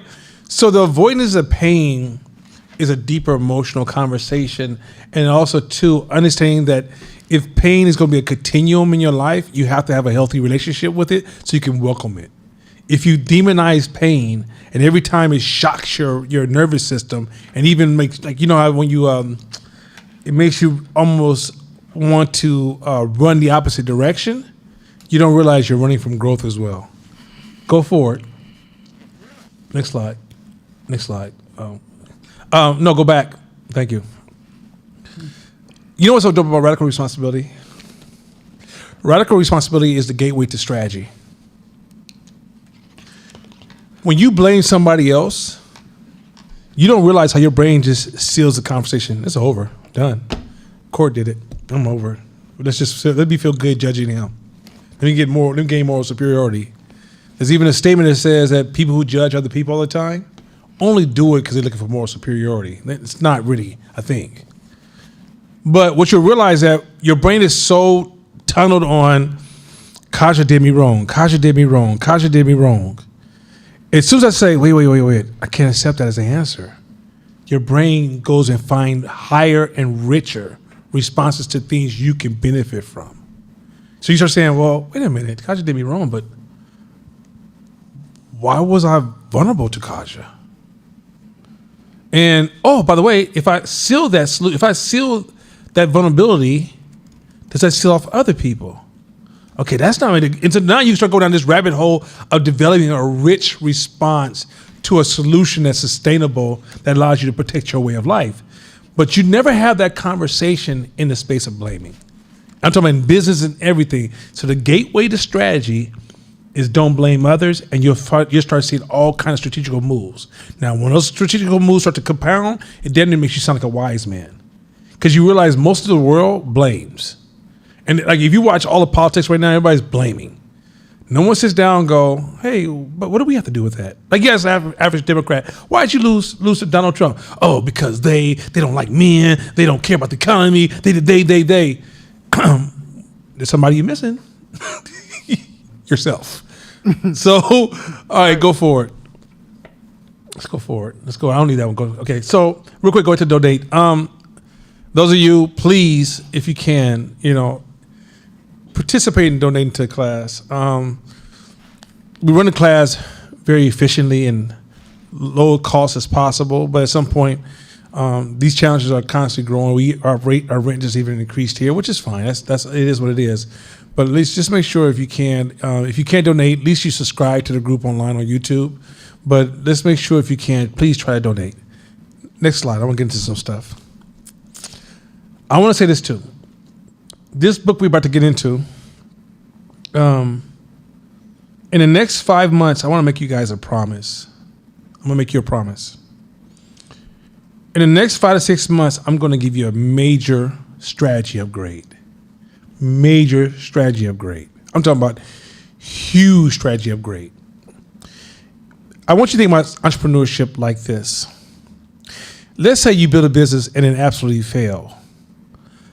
If you go through this process, even if it fails, you're going to get a social upgrade, which allows you to position yourself in a situation where you may not run that business, but your value to the industry, the careers, the business industry as a whole is increased, meaning that you won't go broke, right? Running a business, yes, you may lose that business, but you raise your value. And because you raise your value, you're now having different conversations that give you access to different resources. With that being said, some people in this class are lazy in their process of learning. They want to just sit and listen to the preaching of Brother Court and Brother Nana. And don't you do it. Don't both of you two, keep yourself in order. And so because you listen to the preaching, what you're going to miss is a lot of contextual substance. Now, I'm going to do some stuff differently with liminal thinking than I've done in the previous years, which I'm going to inject so much strategy. But I also need you guys to make sure, this is for the paid students. Now, those of you who are not paying, this may incentivize you to finally pay. The material we're going to put out is going to be consistent with all the stuff we're going to teach for the next 5 months. And within the next 5 months, I can promise you, if you just take notes and practice in the next 5 months alone, you're going to have a huge boost in strategy. That's everybody that can hear my voice. That's a promise I can give you.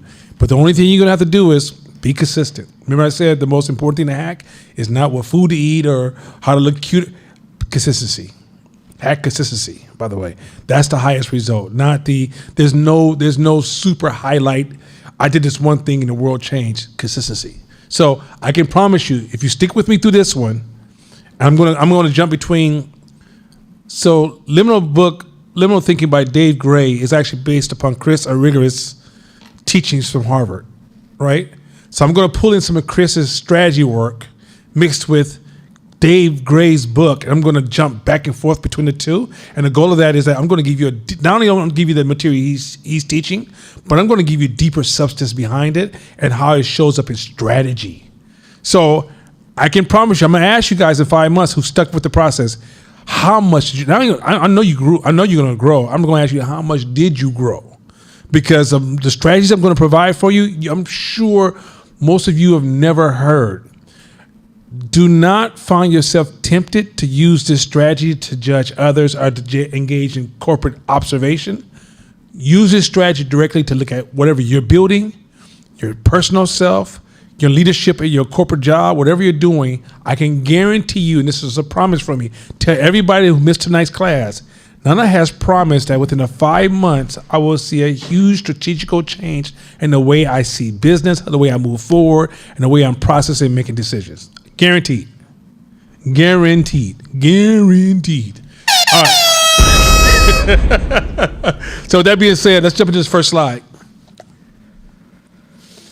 Now, mind you, I'm going to go all kind of places with this, but I'm going to make sure I land the core messaging.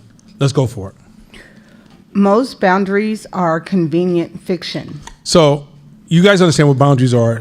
Most boundaries are subjective, right?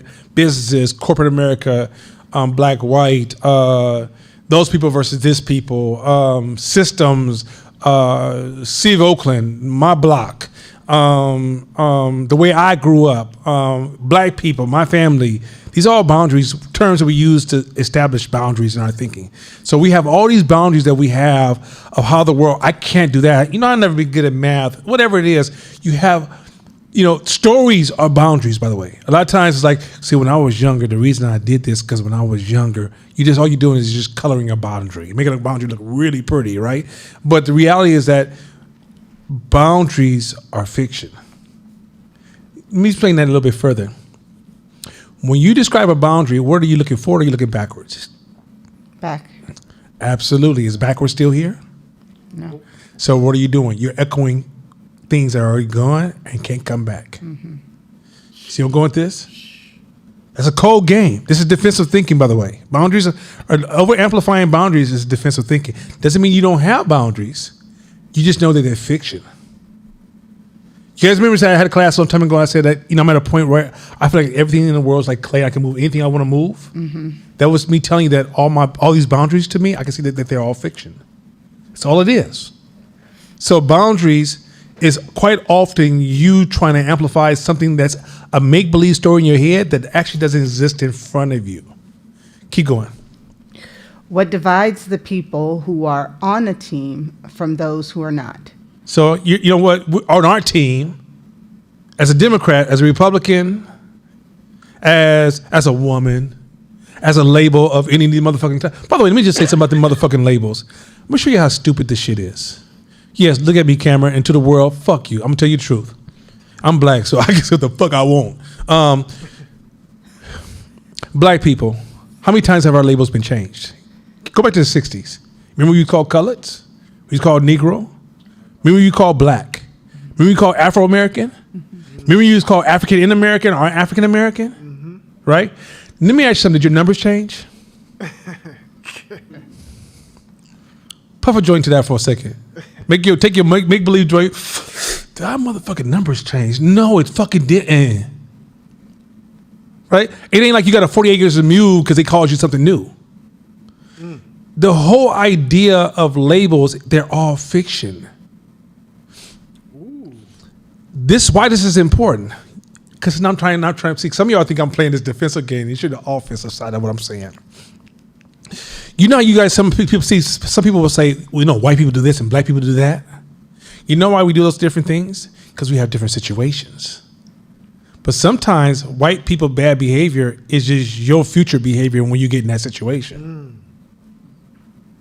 A lot of times by watching others, you can understand if this variable changed in our society, we're more likely to produce this behavior.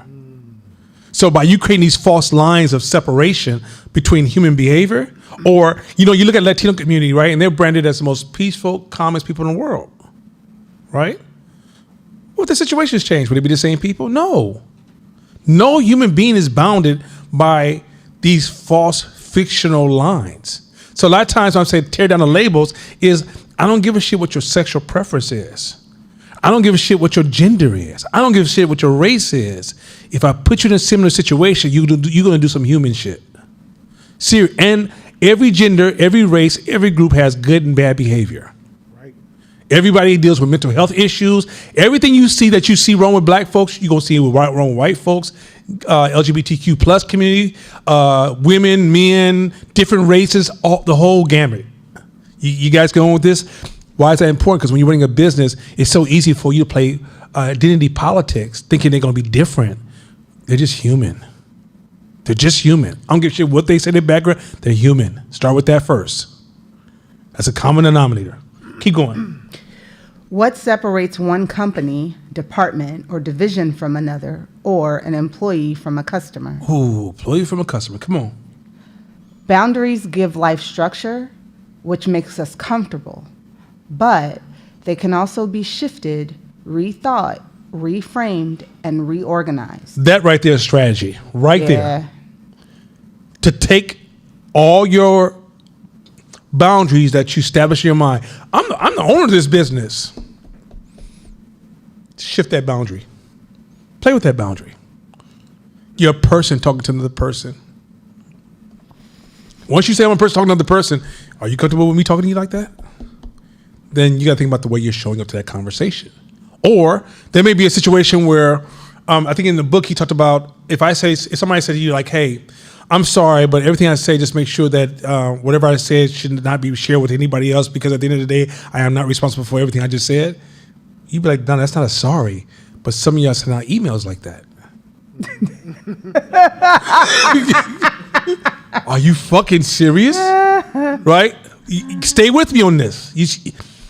This is once you're able to move everything around and look at things and remove the titles and get it down to its common denominator, you realize, oh, there's a strategy right in front of my face. But a lot of times you can't see the strategy because why? The boundaries are blinding you. The boundaries are blinding you. Next slide. Change happens at the boundaries of things. So, real quick, you ever heard? I'm gonna talk. It's time for us to have some. Let's black folks pull closer to the TV. You know how we say, how when folks come here and they make money, but they didn't go through what we went through. Y'all heard that, right? Like when foreigners come here, they able to make money, right? You know why we can't make money like a lot of foreigners? Because we have different boundaries in our mind. So when I talk about slavery, Jim Crow, and the crack era, those are amplified boundaries. And so the reason is liminal thinking is about to be some cold shit, because I'm trying to help you get outside of your thinking to give you access to different choices. And it's not. Somebody told me they won't let us. I said, excuse me, can you at least give me the address of they so I can send them a letter? It's a mental boundary. It's another fiction. I said, you do understand that growth comes with resistance. And a lot of resistance will show up as a human being. So when did we make resistance a bad thing? Is that really our trauma activating and creating a new boundary to the word resistance? Right? If I give you advice and you get mad, is it because you created a fictional boundary that I shouldn't be able to talk to you like this because you have a boundary? You see where I'm going with this? How a lot of your emotions, okay. I used to say this famous thing, and me and my wife be somewhere, and she'd be like, are you mad? I'm like, he can't whip me. Man, if he ain't put his hands on me, I don't know what the threat is. My wife laughed because she thought I was trying to talk about I want to fight all the time. Wasting my time. I want to fight all the time. It's not effective. I can't scale that. It makes sense, right? But what I can be honest about is that when I say you can't whip me, meaning that whatever I could tell you that offended me about that person, it's probably me addressing something that's fictional.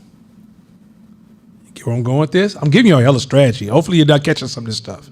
Hopefully you guys are not just let me talk fast and just thinking, ooh, that's funny. That's game.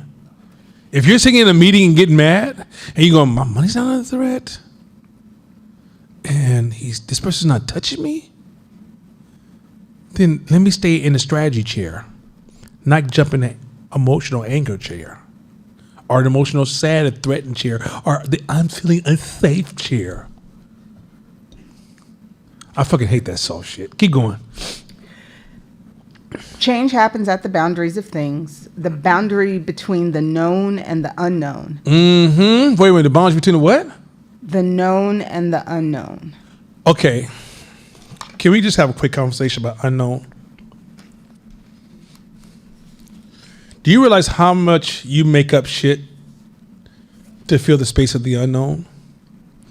And you actually you start to build arguments and identity around the unknown more than the known?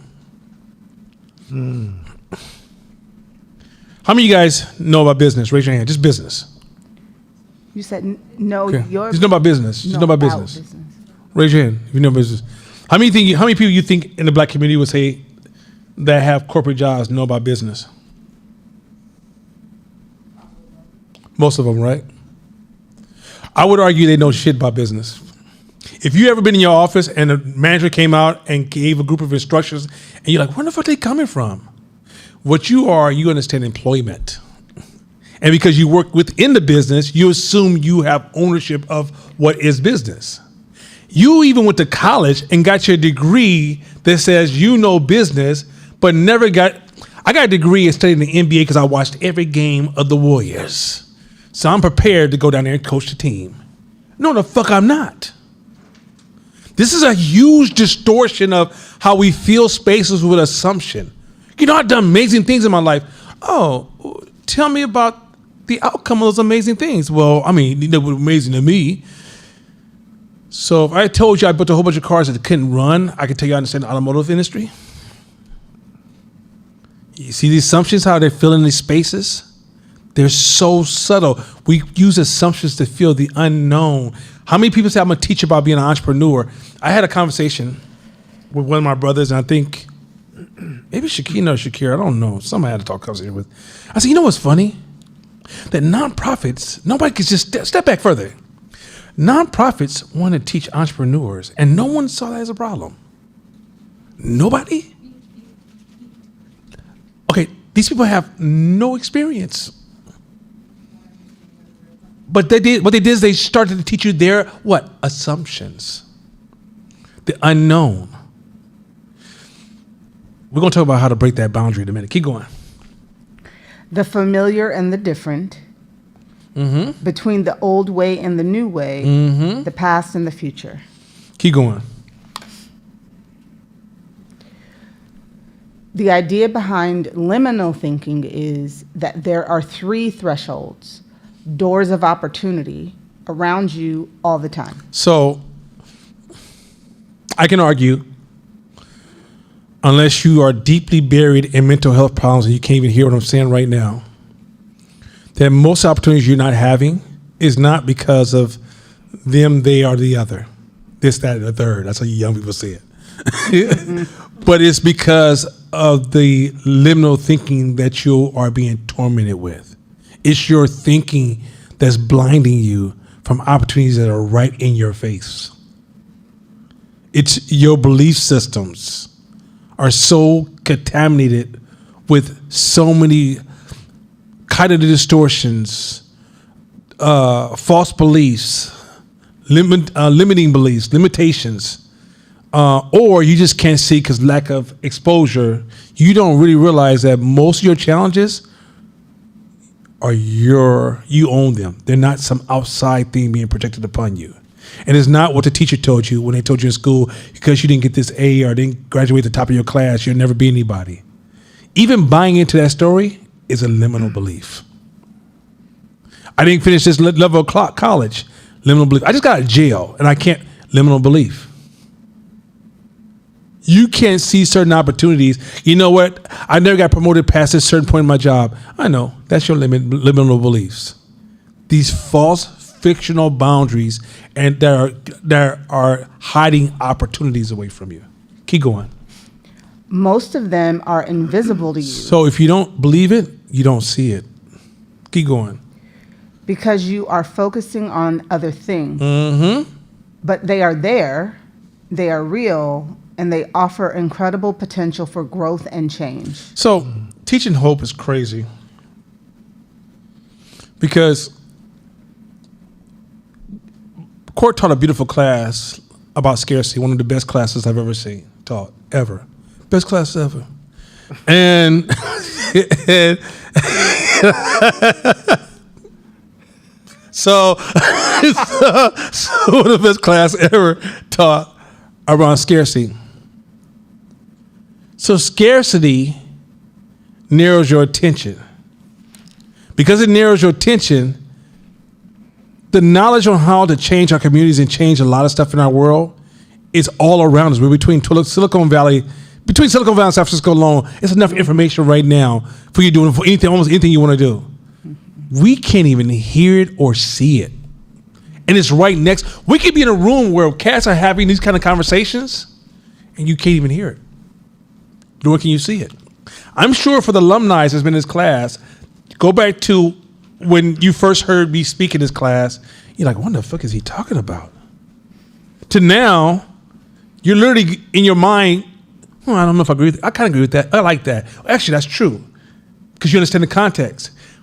But from this class, when you left here, you went from hanging out with your friends and everybody sounded normal to now hanging out with your friends is stressful because they ain't talking about shit to your standards now.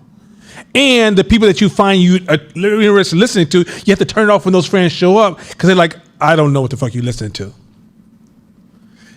But they're not using words they cannot look up, ChatGPT, Google, whatever the fuck you want to do, or words they don't understand. It's where their thinking and beliefs are, shuts all of this stuff out. Keep rolling. Tuning your mind to liminal thinking will help you see opportunities that others will be unable to see or even imagine. This right here, so if you get this liminal thinking down that we're going to teach, it's going to make you sound like you're a guru. In our community, it's almost make them want to worship you. You got to stop that. Don't let them do that because that's a negative outcome. Trust me with that. And then you like your shit cannot even stink, right? But what I'm suggesting to you is that you'll be able to see, especially in business, you'll see able to make plays and calls that almost seem like you had inside information. That people may even accuse you of being Illuminati, spiritual, signing a contract with the devil, something going on. You sleeping with somebody. There's no way in the world you knew that move. Once you understand this liminal thinking, it's reshaping your lenses to see what others can't see. Keep going.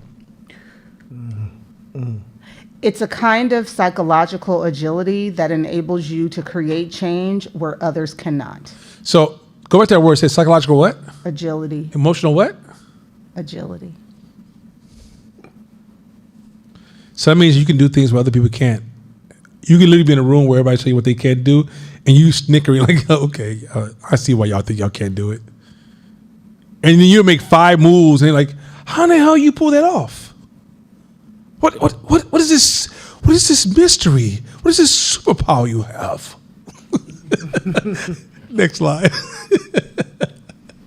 So in this story of the elephant, you guys, if you read the book, and you guys should be reading the book, and I'm not going to handicap you from not reading the book, but he tells a story about this king asked a group of blind men, 5 blind men, describe what you're seeing or what you're feeling because they couldn't see. They're blind.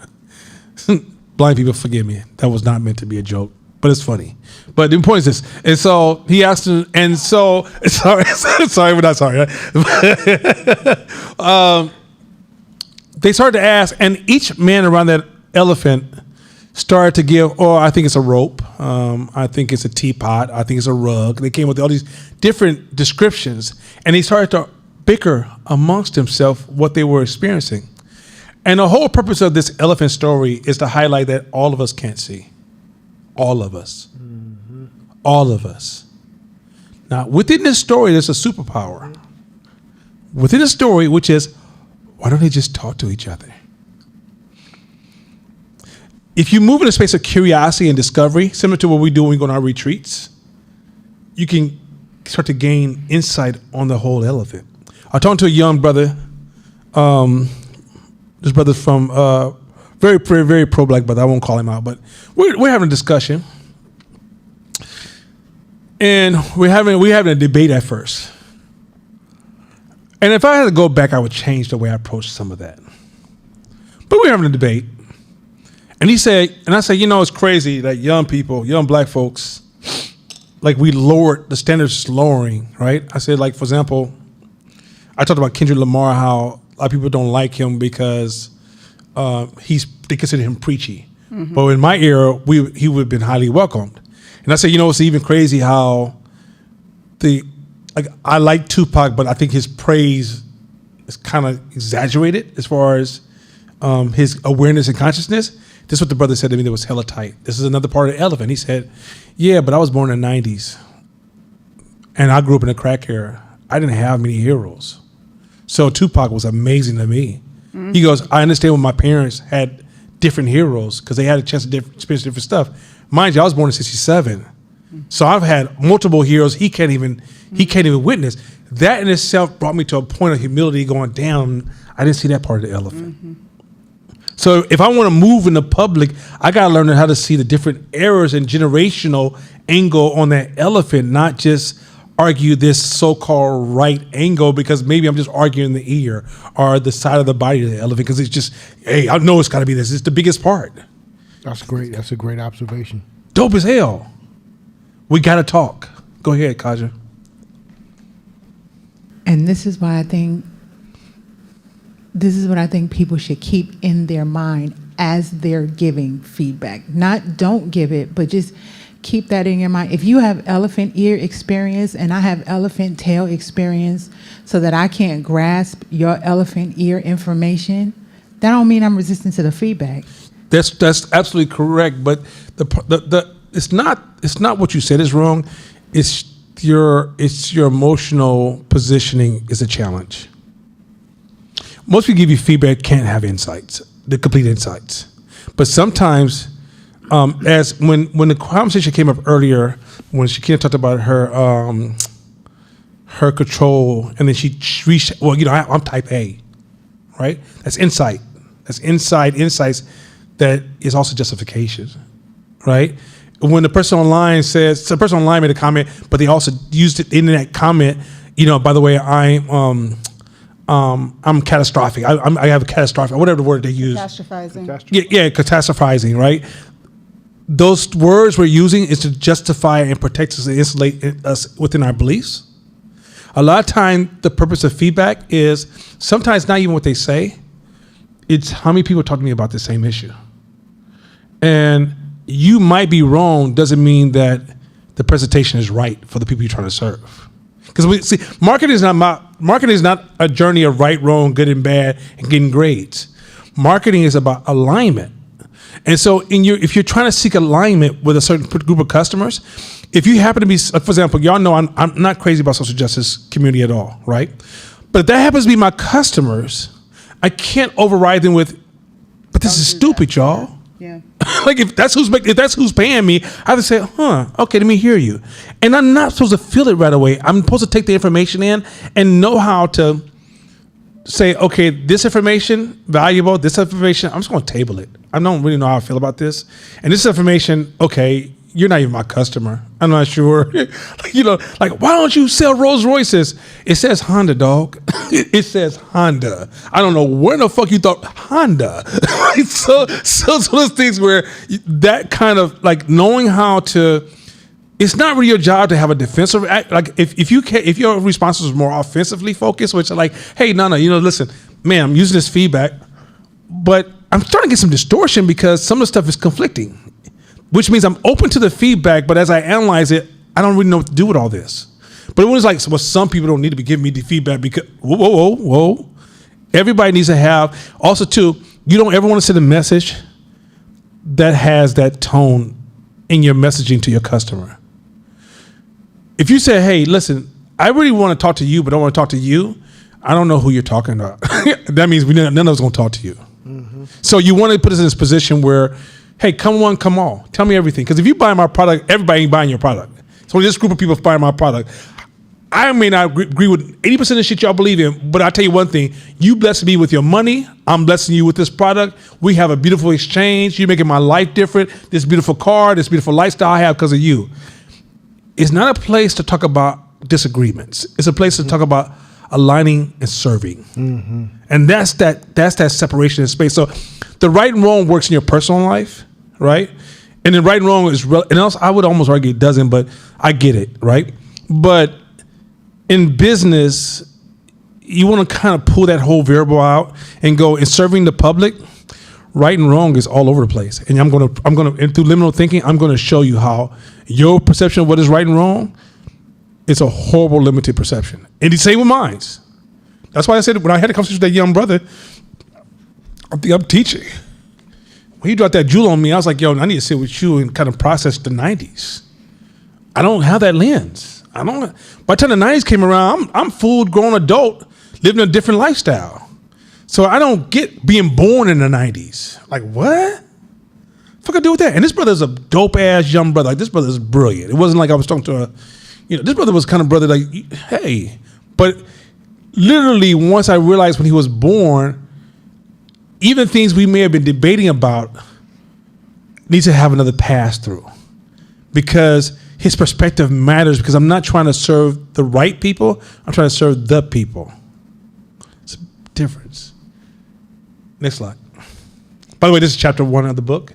And by the way, if you notice, I'm listing the chapter. That way you guys can go back and read it, get the context. But I'm trying to go beyond the book even to a certain degree. All right, go ahead. The problem is that they cannot separate their experiences from reality. So one of the reasons people can't argue, started to argue, and why most of us argue, going back to the point we just made, is you think your experience is reality. What you feel is real. What you feel isn't real. It isn't always real. I would say most of the time it isn't completely real, because you only feel your experience. You don't feel the world that you exist in. You don't feel the diversity of the world you live in. And I ain't talking about diversity like that corny shit they be talking on social media. I'm talking about if you're in your household, there's hell diversity. If you have a twin brother or sister, there's diversity there. And because you guys are gonna have different experiences and have different focus points, then what's gonna happen is that you guys gonna have different feelings about different things, which means, do you see if I was a lawyer why I'm making a hell of an argument for curiosity and exploration? More than I'm making an argument for hold your position and argue? Do you understand how? So Chris Origo said something that was really amazing that I will share. I'm going to share this material. He said, you know what destroys most businesses? The inability to learn fast. The inability to learn fast. Not learn fast. So, and guess what stops learning fast? Trying to secure and protect your experience. Is that some cold shit? Cold shit. Keep going. Each man experiences something different. Each man, go ahead. One can feel something that is like a fan, another like a rope, another like a pillar, another like a wall. Imagine you were looking at a wall and someone told you it was a pillar. You would think they were insane. Resist, people. Resist this YouTube, political culture. Even this person said something about this person checked this person. Cat Williams. Resist all that. That's all trash way of thinking. That is reinforcing the separation of differences. Oh, men who wear a dress. Hey, I would never wear a dress either. I'm with him. Somebody told me today, yesterday, or even when I was 20, now you want to wear a dress to make some money? You done lost your motherfucking mind. But I'm not every man. Stay with me. Like, I told you, this diverse movement is the least diverse movement I've ever seen in my life. Like, diversity is not a thing. Like, human beings, it's hard as hell for human beings to achieve true diversity. But as entrepreneurs, you got to learn how to say, Kaja, you can be strong in your beliefs. And a lot of times, going back to the control thing, we built this system of, you ain't gonna hurt me, break me down, make me weak, and make me vulnerable again. You're not gonna betray me, let me down, or abandon me again. You're not gonna abuse me ever again, right? However we come with that conversation, you're not gonna insult me in school, tell me I ain't shit again. I'm gonna be these things. So you put all these ideas of being strong and stern and firm and my identity and those who line with me and don't realize you disqualify yourself to serve the public. Mm-hmm. Like literally, you gotta know that that's true for you. Just start saying, that's true for me. That's why I'm leading more and more conversation with, my hypothesis is, Or, hey, let me tell you what works for me. Does that work the same for you? But even when I give advice, I realize my advice is a hell of a hypothesis. I have no skin in the game in my advice. Now I gain more skin as if you say, damn, that's on point. Let's start to walk down that path. But even in walking down that path, I'm not this great guru leading you down the street that's going to tell you all the truths. I'm going to dance with you so you can take ownership of a new solution. I'm not going to take ownership. I'm not your leader. I'm not your God.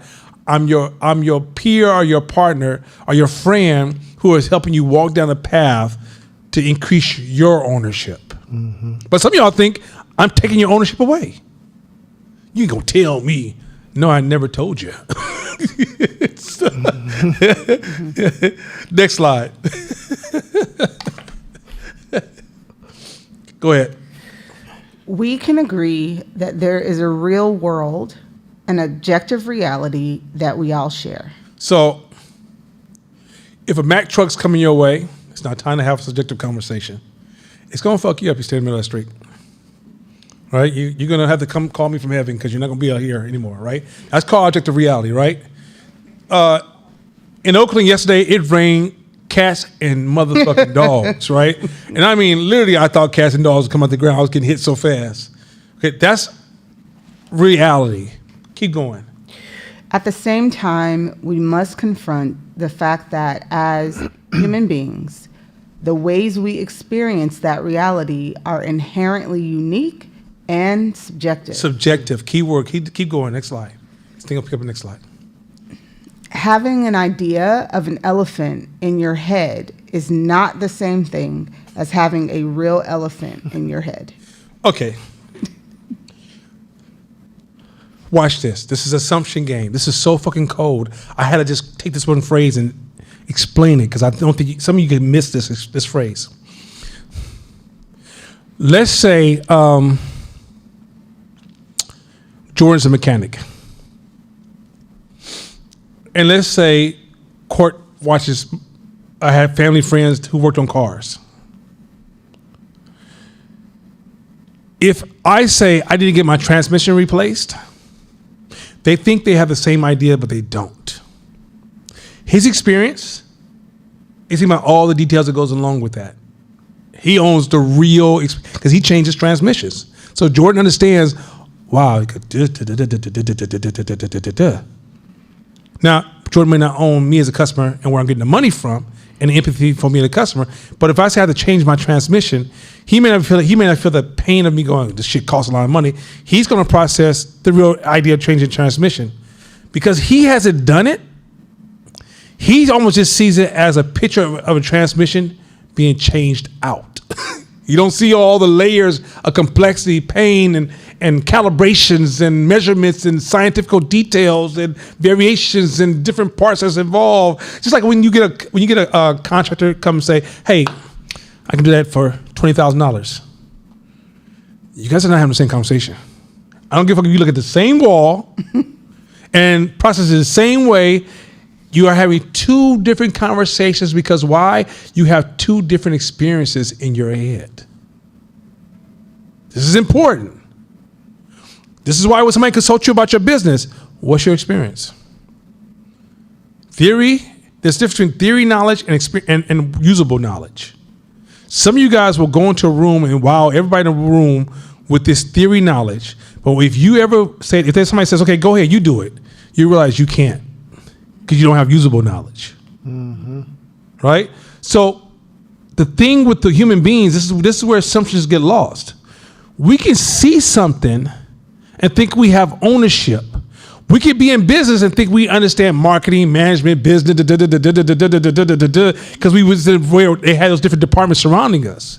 A long time ago, I think 3 years ago, I told Kaja, I said, Kaja, if we took you out of your role at Google and used that same role in public, you would fail. She said, what? That was old Kaja. What? You ain't gonna get no goddamn cake. Say it again, right? And I was like, no, you might be right. I don't know. Maybe not you. I'm right. With her cake, I promise. If y'all want to see me get punked, watch Kaja do it. But what I was trying to highlight was a lot of times or we'll say somebody like, yeah, I'm around a lot of entrepreneurs. It's not the same. I read hella books on entrepreneur. I went to school for it. Not the same, people. My dad was an entrepreneur. Not the same again.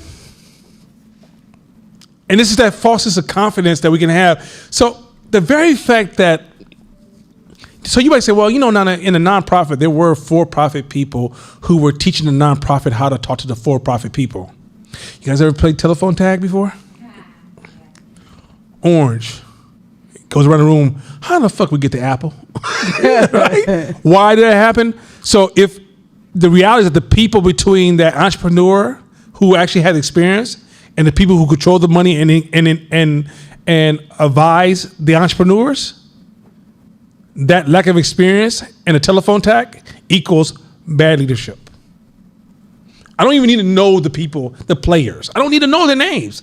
I don't even know, oh man, she's from Guatemala. She's a beautiful person. The other one's from Ghana. She's a wonderful, and they came together. They just sweet spirit. They went to college. They still trash because they're victims of the system. You don't get to override your situations.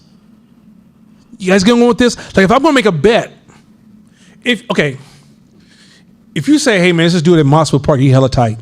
And what the Warriors going to do is grab 5 dudes from Mossville Park and they're going to go up against the Celtics. Where you want to put your money on? Green? Green? Celtics, huh? Why? I don't give a shit about all the other stuff in between. Once you understand the variables of, they ain't never played an NBA game before.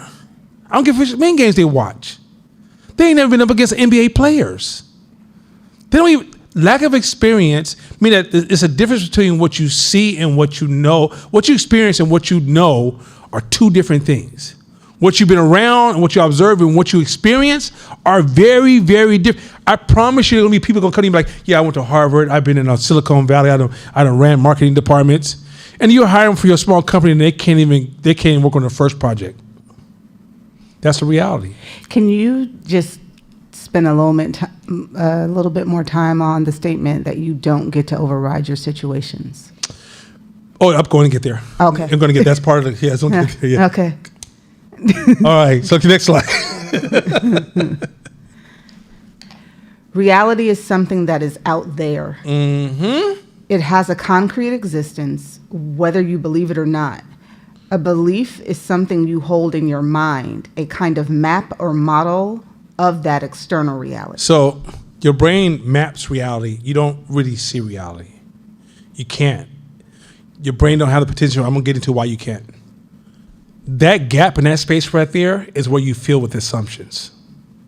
That space right there is if once you tear the assumptions down, that's where you can actually build really, really strong tools and gain momentum. I don't understand why my career is not growing. It's that space right there. That's what's killing you. Between what's in your head and what's out there are separated.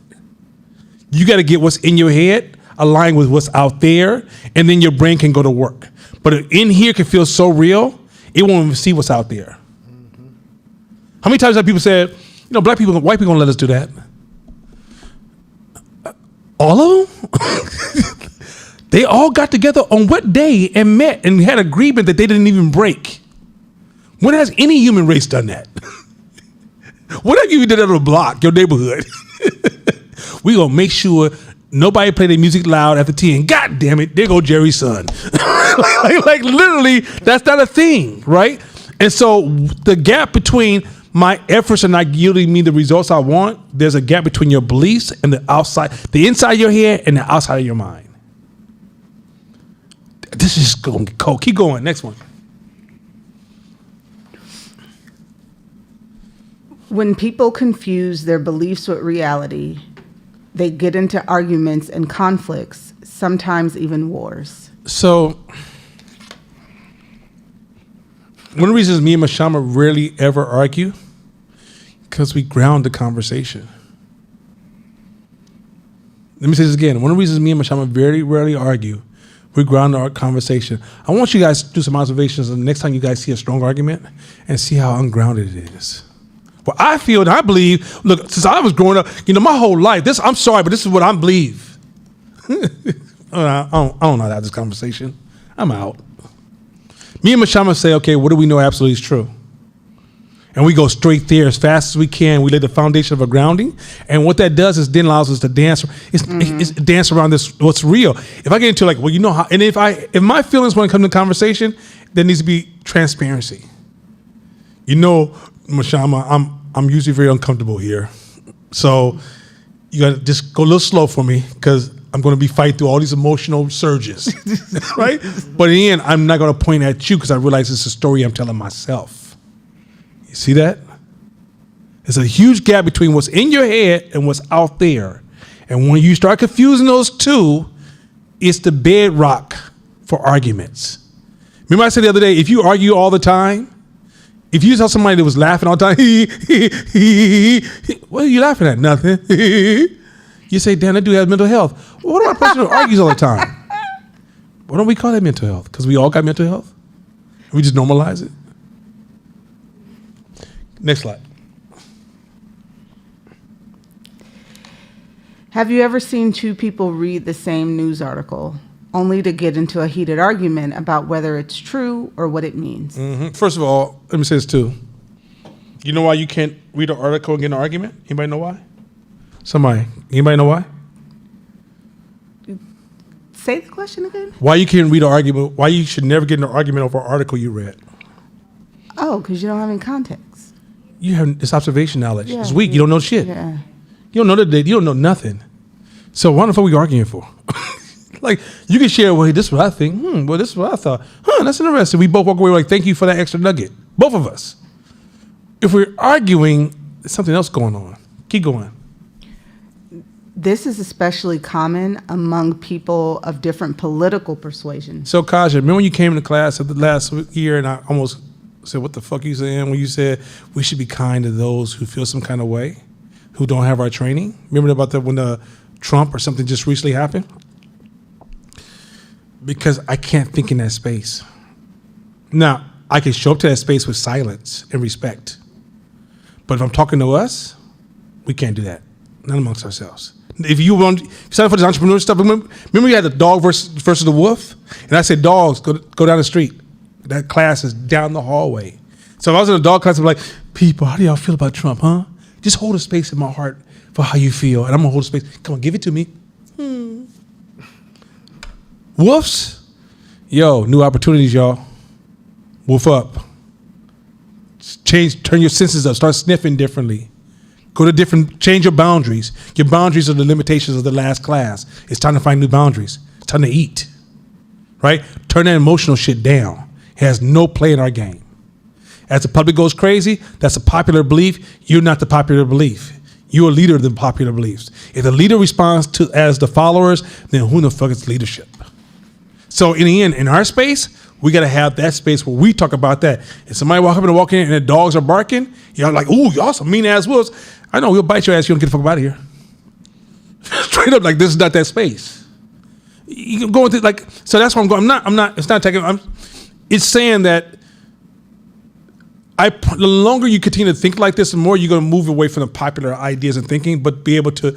You're the influencer of the popular culture. You're not influenced by the popular culture. So there's times I have to silence myself. There's people in society I always say they're like, for example. I always tell y'all in this class, I don't fuck with Umar Johnson. If Fox brought me on the news and said, yo, how you feel about Umar Johnson? I'm like, yeah, he cool.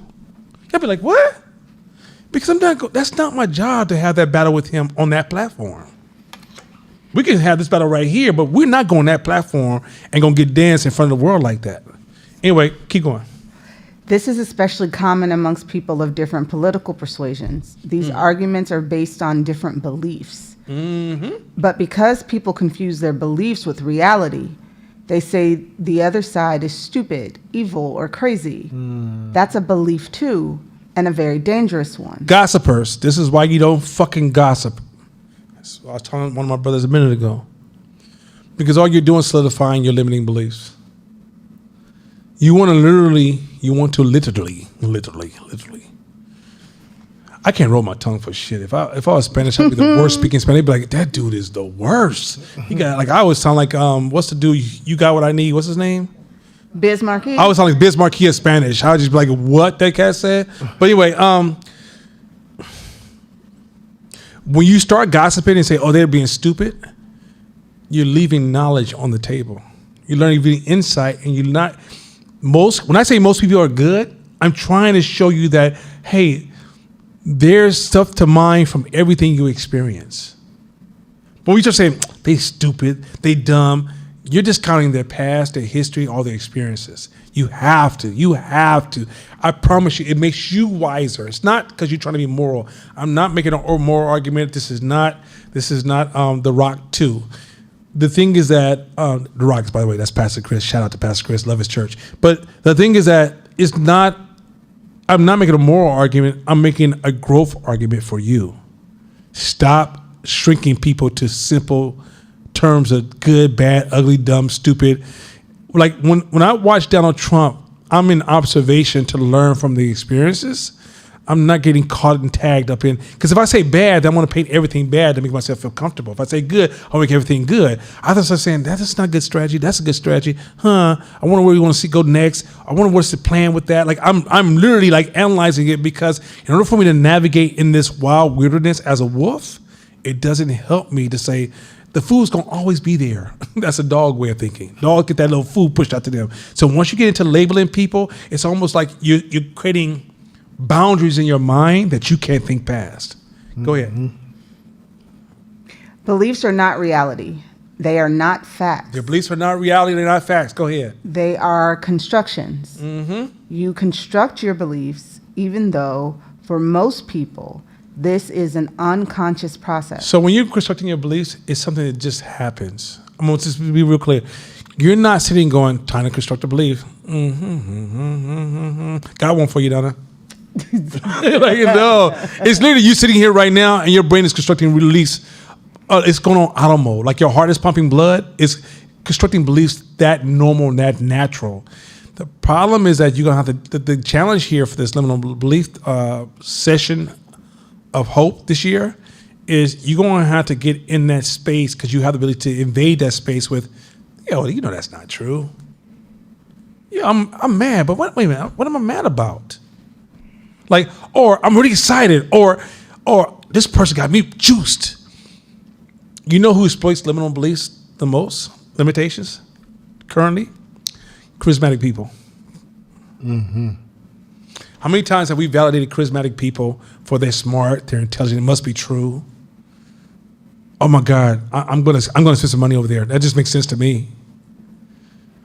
What you fell in love with is the charisma that exploited your liminal beliefs. Mm-hmm. But when you get to the point where you learn to think beyond your beliefs, you'll be able to start to read things so much clearer, and you start to compound it better. You increase your probability of better decisions and get more ownership of your life direction. Go. Let's get going. This does not mean that your beliefs are wrong, but it does not mean they are right either. Mm-hmm. In most cases, the question of whether a belief is right or wrong is a kind of distraction. Say it again. Read that last line again. That last line. Listen to this part. If you don't listen, this is so cold. Say this again. The question of whether a belief is right or wrong is a kind of distraction. Mm-hmm. You see what right and wrong is a distraction? This is for those of you who are struggling to learn strategy, I bet you a large portion of you who are struggling with strategy love to feel right. Mm. It's a distraction. Your beliefs are not even something that you stand. It's not even a firm foundation. It's a sand style. Can it hold you? But will it wither away? Yes. Both things are true. Sand is man, if you stand on sand, it is like the sand, be like, oh God, I'm on sand. But let's say you put something in that sand to mark where you were, and you come back 24 hours later, you will literally say, hey, the sand is gone. My thing is gone. What happened to the foundation? It withered away. Your beliefs move just like sand day to day. It's always changing, even though to you it looks like the same sand. It's in constant movement and change. Mm-hmm. And so because of that, when you get to this point that you're arguing over it, go back to what I said earlier. One of the guaranteed ways to destroy your business is learn slowly. protecting old ideas is slowing down the welcoming of new ideas. This shit's cold. Once y'all get this shit and learn how to get this rhythm going, it feels like, did somebody give me wings? And when I get into like deeper strategies, like day-to-day decision-making strategies, because I'm going to, within the next 5 months, I'm going to give you guys some of the coldest business leadership strategies you've ever heard. And you're going to realize the people who are able to do this, these strategies are really getting around liminal thinking.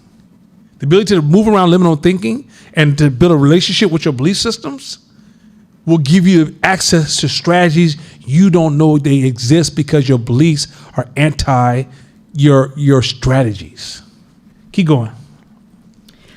Like the blind man and the elephant, it's often the case that people see the same thing, but they see it differently. Mm-hmm. And the argument over who is right and wrong distracts them from learning or doing anything productive with the situation they find themselves in. The obvious is not obvious. So,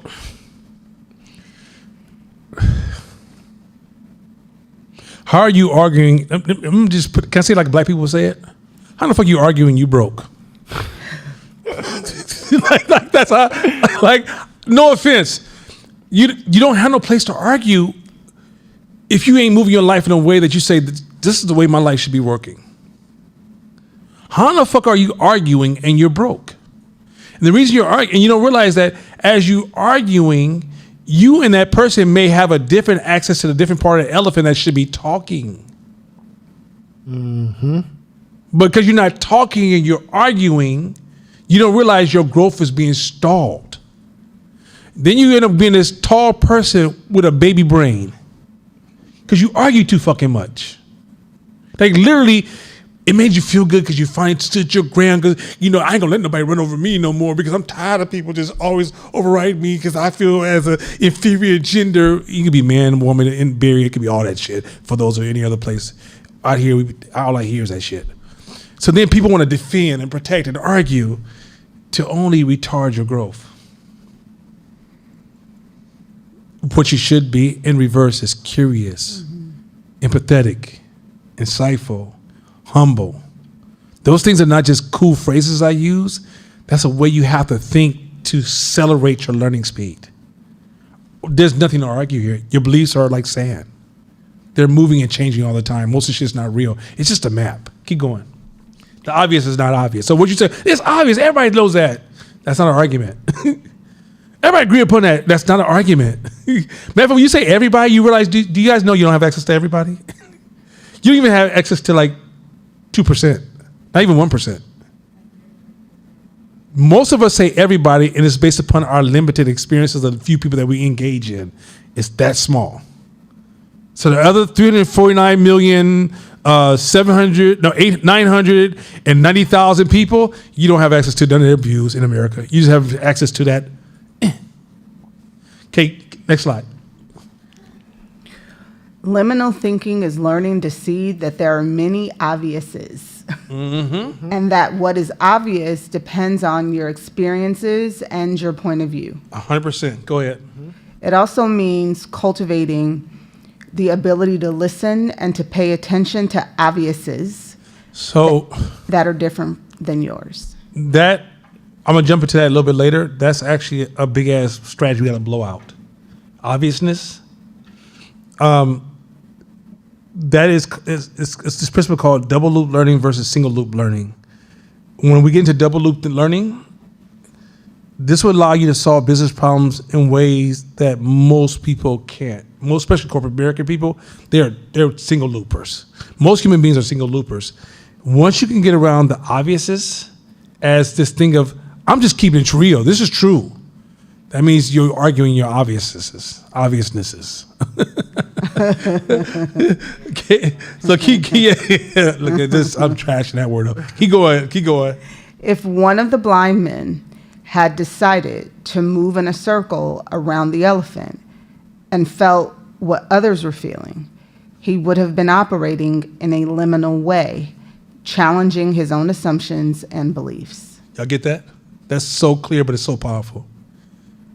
Read it just one more time. So I was about to say, like, nobody does this. yeah, but I mean, and I'm saying, like, in general yes, business, you're right. like, no, in general society, but that's where nobody does. the entrepreneurs so very few people make it in this entrepreneur world, right? Yeah. But very few people move this way, Yes. right? Once you learn to move this way, it's a different. It comes off almost stoic, but it's not. Well, it is. It isn't. It's you're learning to align with reality. I learned this a long time ago. Like, if people want to grow in business, they gotta get closer to reality. But getting closer to reality for most people is uncomfortable. It's easier to stay in the make-believe spaces. Mm-hmm. Who was that lost weight? Somebody lost weight. Oh, Tennille. Tennille lost hella weight. I don't know if y'all seen I could pictures tell. before and after. If you get a chance and she's cool with you, because if she don't fuck with you, she left the picture at home. Okay, but if she fuck with you, she gonna pull up on her phone. Okay, Tennille showed me a before and after picture of herself from how long ago was that? A year ago? November last year. It looks like her auntie and her. She lost so much weight. You're like, that's crazy, right? You know, aunties are close to the age, but they're a little older, a little bit, you know. So I said to Neil, you know what's so interesting? How your brain doesn't let you see the other version of you into the new version you were born. And even that picture, and she didn't get those two pictures side by side. She didn't even know how much weight she lost. I had a partner who lost 150, 170 pounds. He said, Nana, in high school, I was almost a size medium. Now, when he was at his largest, he was probably at a 4X or 3X. He said in high school, I was a size medium. He's down to about extra large now. So he lost 4, 3, 2, 1. Extra large is 1, right? 1X. And he's still dropping. He said, but you know what's so fuck? He said, fuck all y'all. And I said, why you say that, bro? He said, don't you motherfuckers told me I was this big? Because in my mind, I thought I was the same size I was in high school. You see how your brain doesn't see reality? It doesn't see it with you even. And you see yourself every day. So now you think you can see the world and you can see it? Mm-hmm. You can't. The more you realize what you can't see, the more you realize you need to move in a way that you're circling the elephant. And as you circle the elephant, you realize when you learn something, well, what about the other side? What about this side? What about that side? What about getting other people's shoes and surround yourself? And all of a sudden, it's almost like you get a level up and your brain boosts to the next level and you see things that other people can't see. I don't never get in political discussions with people because people be like, oh my God, because I keep circling like, well, that side and this side and that side and this side. Do you have another side for me? They be like, ugh. I just want you to just say they suck with me. Pause. No. Nothing? I ain't Okay. saying nothing. 12. I was like this. 12. Okay, did hey, yo. It should might be 15 because you did throw another one in there.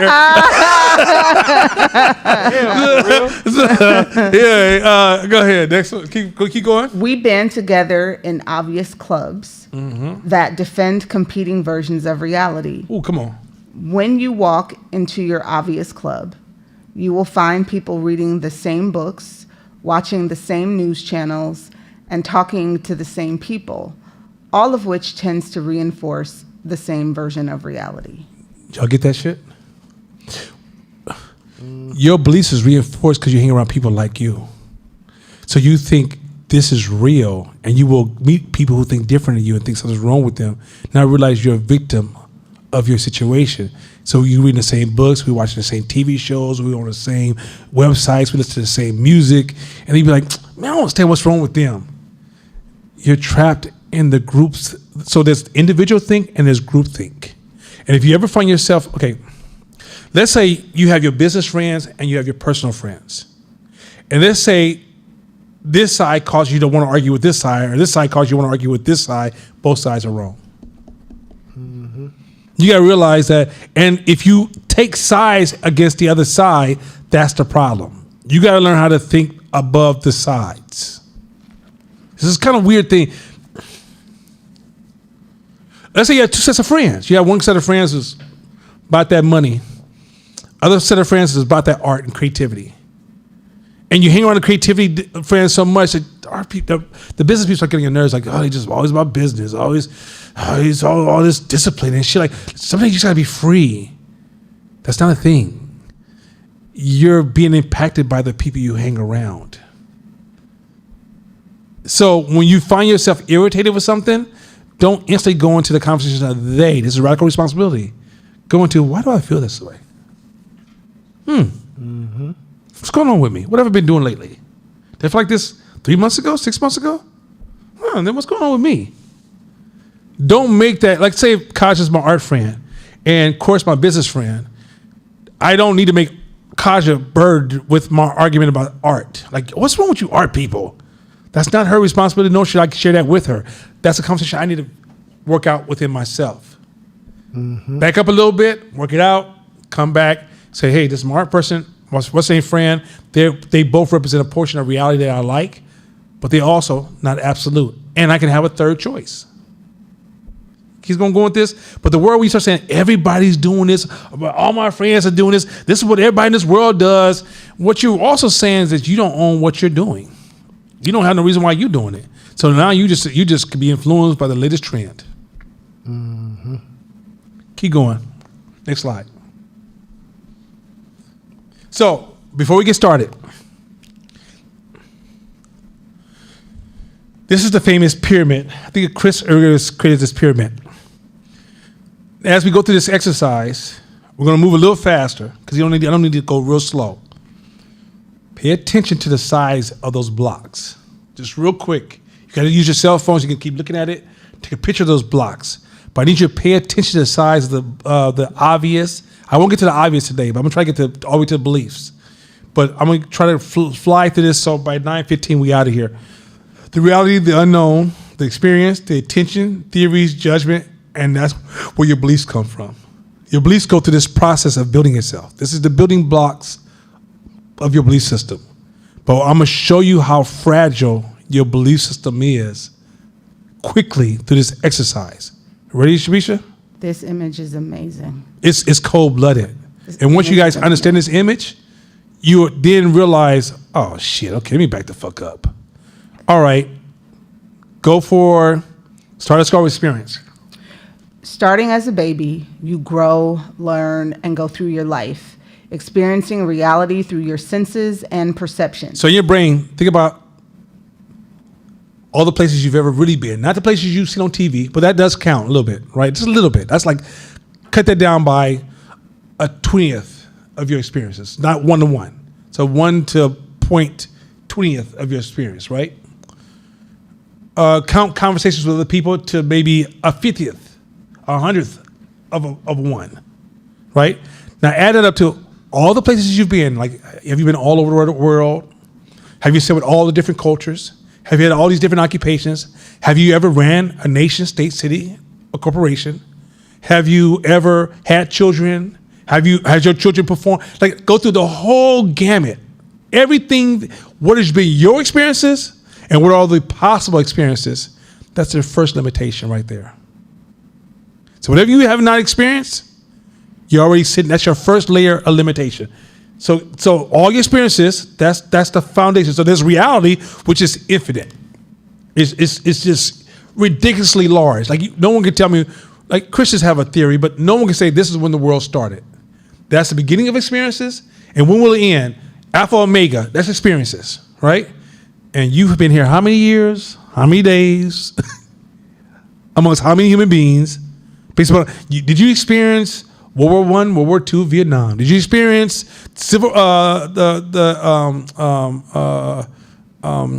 Great Depression, Civil War? Did you experience Africa before the invasion and colonization? Did you experience Egypt? Like, and then take all the stuff in between that I left out, all the ridiculous amount of bits of information that I left out of all this just experience alone, and realize that your experience is smaller than my nail in this space. If this space, my nail represents the world. That's the foundation of your belief system. That's how cold it is. Keep going. Attention. You are also limited by what you pay attention to. In any given moment, the more you focus on one aspect of your experience. So at any given moment, scarcity, stress, trauma, that you over-focus on any aspect of your experiences, go ahead. the less you will notice everything else. So if you're in a healthy mindset, you might be able to get to a decent low number. But if you add any of your stories and your backgrounds, it's reduced from that. So whatever that line is that you see where it says attention, then I tell the line for a lot of black people. It's so motherfucking thin. That shit like a samurai sword holding 2 blocks apart. Crazy. All right? It's thin as fuck. You got a hair. Roll. A simple way of saying this is that you can only focus on one thing at a time. So keep that in mind. Keep going. For example, if 3 people are talking at once, you can't possibly follow all aspects of the So conversation. this is how cool it is. Your attention, remember time, attention, money? Now you're starting to see the value of attention? There's something is consuming your attention or reducing your attention, just creating this tension and distraction. It's destroying your belief system. Your belief system attacks directly your economic, your lifestyle, just your life experience as a whole. So at the core of this, if there's anything that's causing stress to your attention span, to the point that I'm gonna go from here to here, stay on my phone. You notice that you didn't see? You know something you didn't pay attention to? You're in a room party full of people, and you're on your phone. All that data, all those conversations. You can't even sit between 3 people and hear them talk. That's how limited your attention is. Keep going. What do you pay attention to? In any situation, you will tend to focus your attention on those things that are most likely to meet your needs. I'm starving, I'm hungry, I'm trying to get out this hood, I'm trying to get in a good relationship, I'm trying to get this job, I'm trying to pay my rent. Your attention is trashed. This is important. Like you have to hack that, which we'll get into how to hack these attention limitations. But if you haven't learned how to hack your attention span, time, attention, we've been talking about time, attention, money. Everybody understands time, everybody understands money. This is a chance for you to learn the value of attention. That's why attention is greater than your money. Keep going. 40 bits out of 11 million bits. So that's all. Yeah, that's perfect. Okay. 0.4, it's 0.04, right? Or, wait, 40 bits out of 11 billion. So at any given time when you're walking down the street, there's 11 million bits of data around you. Your brain's only capable of seeing 40 of it. Okay, pay attention. If somebody robs your house of $11 million and you open the safe, there's only $40 left in the safe, do you have anything? You have nothing. You got robbed for everything. And the motherfucker had the nerves to leave $40. How dare them insult me? But that's how much of a gap between what is actually in your experience. I remember the first time my car broke down and I had to walk to catch public transportation. I had to walk to the bus. And I started going, what the hell? This is a whole different world. I'm smelling flowers. I'm seeing shit. I'm seeing trees. I'm like, I didn't know that house was green. This whole time, this house been on my block. I never knew that house was painted that ugly ass green. Because in my car, because of the speed I was moving, I was rushing. I'm driving by this house. I don't even know these neighbors moved in. This kid's been riding a bike every day. I didn't know the kid was riding a bike. I didn't see none of this. If you think I'm crazy, one of these days, just walking around your block and hang out for like a half a day in your block, you start saying, I'll be damned. This has been here this whole time. Because your brain is only pulling 40 bits out of 11 million bits. See that thin ass line? So you have reality, infinite, experience, limited, and then attention fucks it up. This is why you arguing is trash. What the fuck are you arguing for? You can't see everything. Well, I know who I am. No, you don't. I know where I stand. No, you don't. You have a hypothesis, but maybe I'm looking at a different part of the elephant that you're seeing. I'm experiencing a different part, and maybe you just want to hear my position to just broaden your ownership of what you're experiencing when you touch an elephant. Next slide.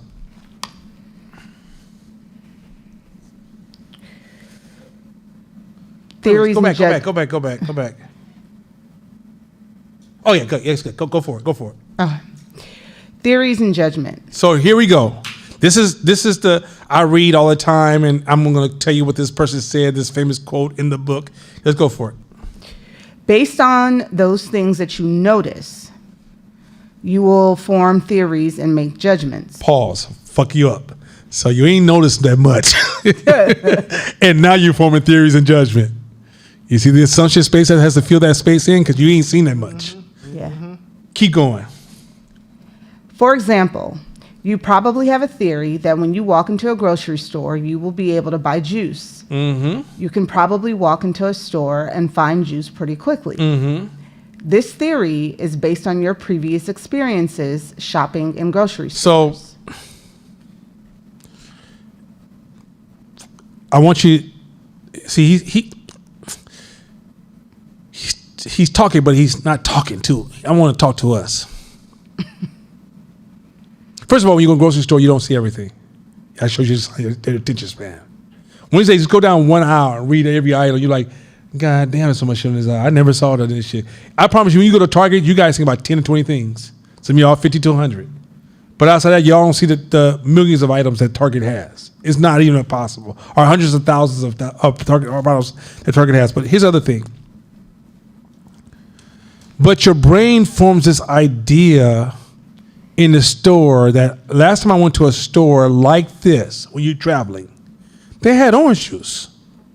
So stop the car, let's go to this store. It looks like the store I went in before.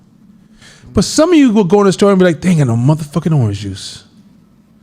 What the fuck wrong with this store? Not realizing that you are actually using assumptions. That's all assumption. That's all a belief you put in, that these stores will have orange juice. So if I go to a store like this, they have these similar attributes. They gotta have orange juice. And then you get offended when they don't, because you made the assumption that all stores have orange juice that you got from this store, and you assume that all stores that look like this must have orange juice assumption. So you go in and walk in that store and they don't have it. How dare them not have what I've been assuming this whole time? This is arguments. See how arguments are unfolding? You don't realize how much is back layered and compounded with so many assumptions that are lost. The assumptions are now, you don't even see the assumptions because they're part of the foundation of your thoughts. And you don't realize that this little evidence that you use with, I walked to the store, that's real, right? And I went to the back in the refrigerator, right? And it said juice, right? And they had no orange juice. Wrong. And I come in there like, but wait a minute, you can't. All grocery stores don't have orange juice. Well, let's go over this again. I walked to the store, right? This is the shit y'all do. I swear, I promise you that should be fucking me up in the head. I'm like, I can't do this. I start walking away from arguments now. People start with the middle of an argument. Where you going? I don't want to do it. I'm out. I just don't want to do this. You got too many assumptions in this fucking conversation. You got this many assumptions that are just baked in, and this is what I believe, this is what I know, this is what I'm used to, this is what usually happens. Assumptions. How the fuck do I argue your fantasies, your dreams? You gotta be debating your dream? I dreamed last night I had a car. Where the fuck my car at, Nana? Where the fuck my car? Did you drive my shit? Somebody stole my goddamn car. Motherfucker, you dreaming. Please. Like, it's that crazy. This is the real world we live in. Once you tune into this shit, you're going to realize, why are we arguing again? Keep going. Next slide. Go ahead. From your theories, you then make judgments. Mm-hmm.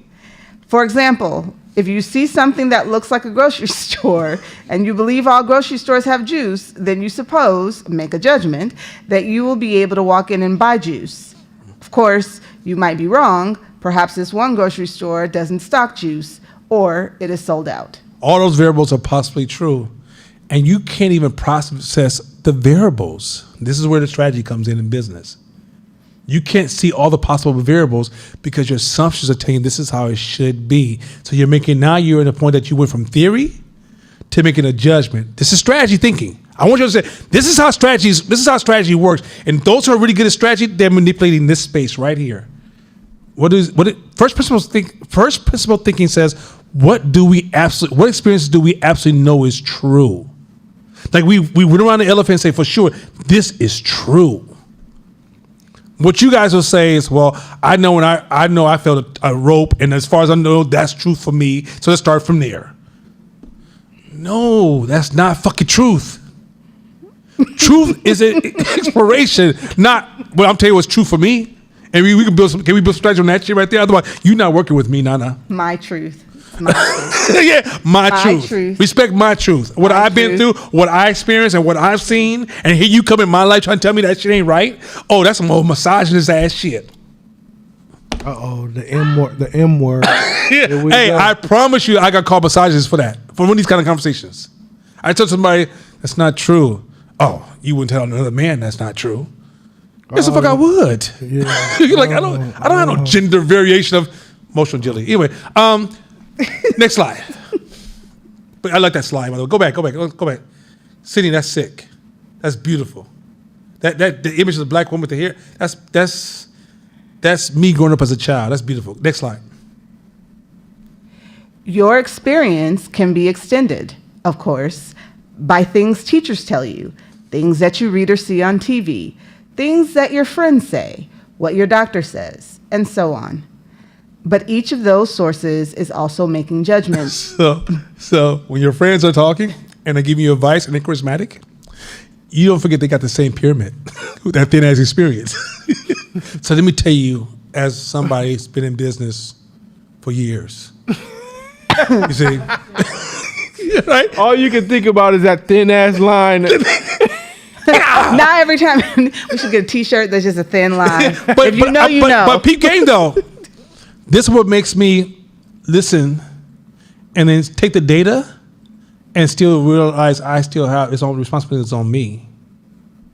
It's hard for me to ever say, well, of course it is. So that's why I believe it. That's what I'm about to tell you. What?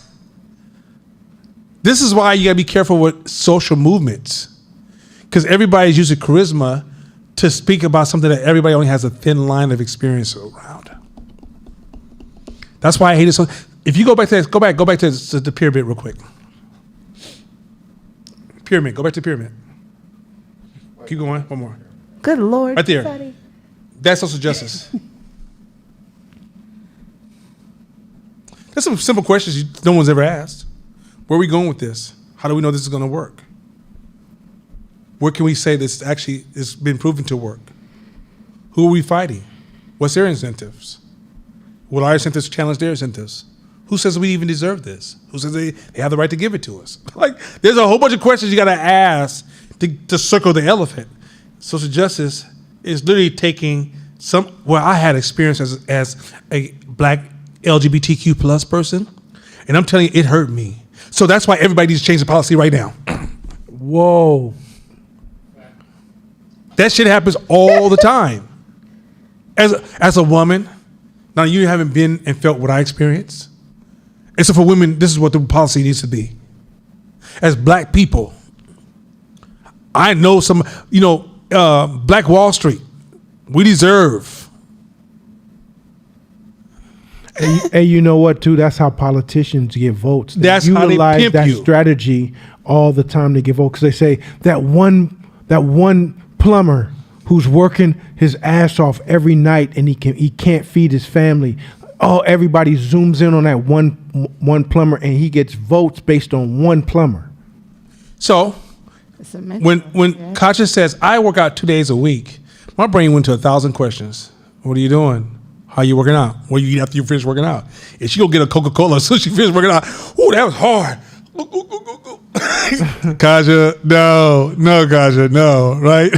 Or she's eating, coming home, like, I'm gonna eat this cake because I'm so stressed out, this is gonna calm me down.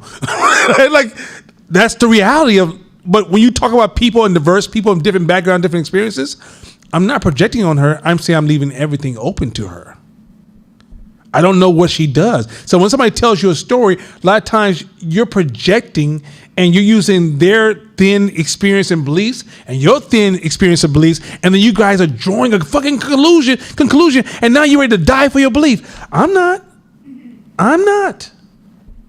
I'll be like, okay, before y'all start shooting, can I leave? Because I don't really believe in this. None of this. It's too much. It's just too much stuff.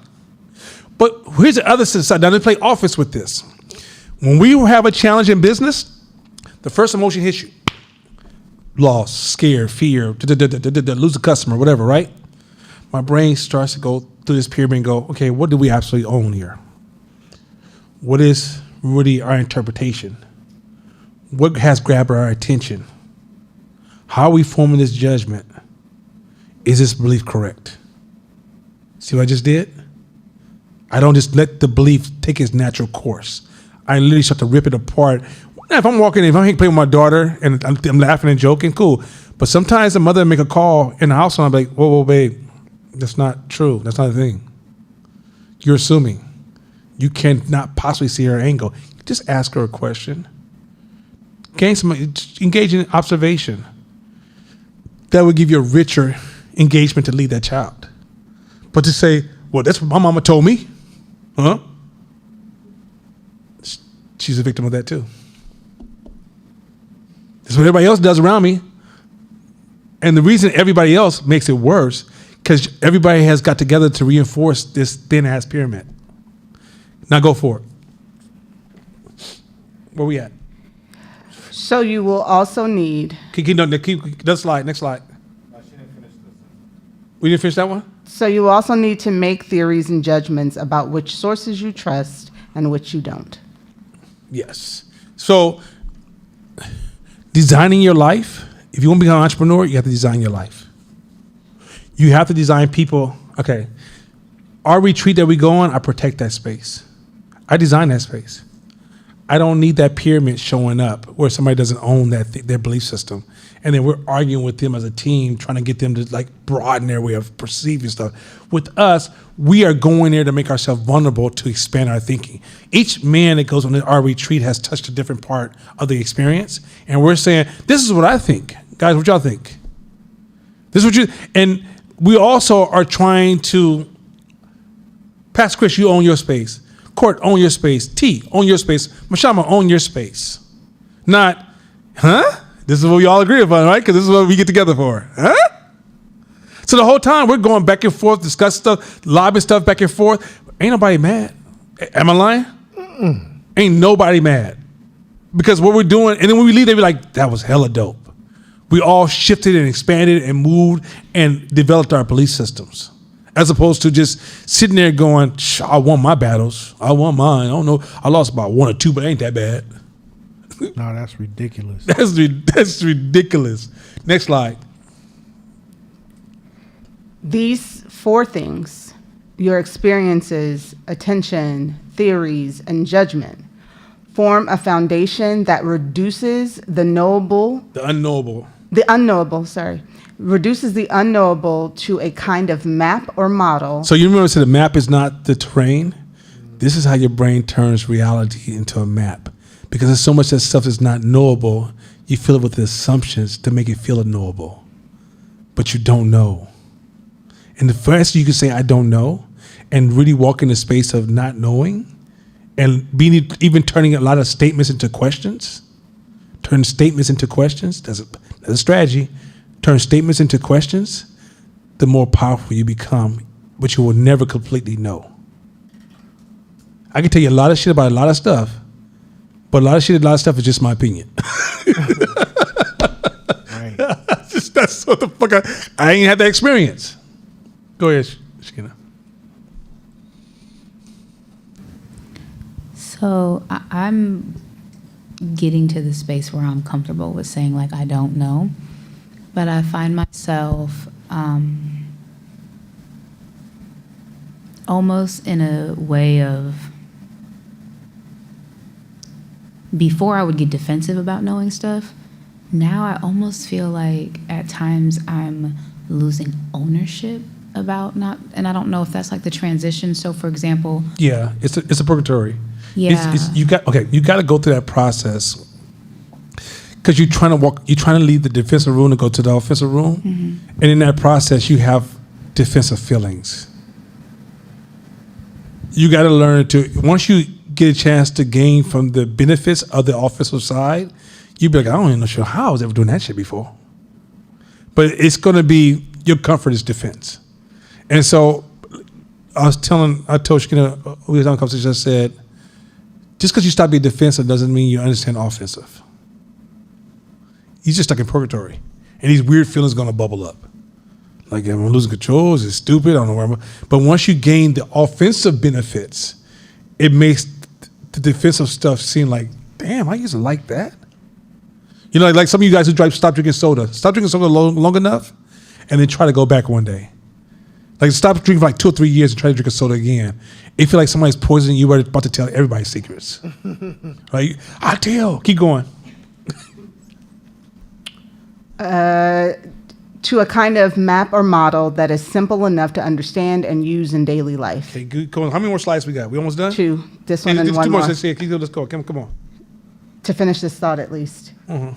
Oh no, the whole thing. This is important and there's nothing wrong with it. In fact, it's essential. We all need this simplified reality in order to function. So the reason you're not going to escape it because you know how you can't use your system 2 part of your brain, your subconscious, all the time. Otherwise, you'd be asleep by 2:00 in the afternoon. Right? Just keep it real. Too many calories. It's not possible. Right? You got to just upgrade your system 1 as much as you can. That's why you practice all the time and read books all the time. You're upgrading your heuristics, right? When it's time to get strategical, you got to tap into this. But I would just leave it alone for the rest of the day. Like literally, like you got to know it's there. You got to be comfortable knowing that we all talking make believe. Like if I go to a barbershop, I may laugh, I might join the conversation for fun, but nothing there is I'm taking serious. Nothing. I say, if you get in the cap session, going back to black folks when we were younger, that's all make believe. Yo, mama, whatever, man, right? But when it comes to my business, when me and Mashama sitting down, all this is on the table. This is on the table 100%. So I know how to separate, oh, you hella stupid, let's play some dominoes, da. Me and my wife be capping on each other so hard because she's finally getting older, right? Because she's 13, 14, 15, something like that, or younger than me. And for her, when I hit 40 and she had jokes. She just hit them 40s. She started to have those experiences. Do you know how much I bottled all that shit up for jokes back? So I'm like, yeah. I shoot, look here. If she sneezed the wrong way, pow, got you again, right? It's just, I'm a cold can, right? But that's play. And it has nothing to do with this thing here. You got to know that this is a space that sometimes you need to make a map of reality and say, that's good enough for now. Let me move quickly and keep it going. Sometimes you just need to make some decisions.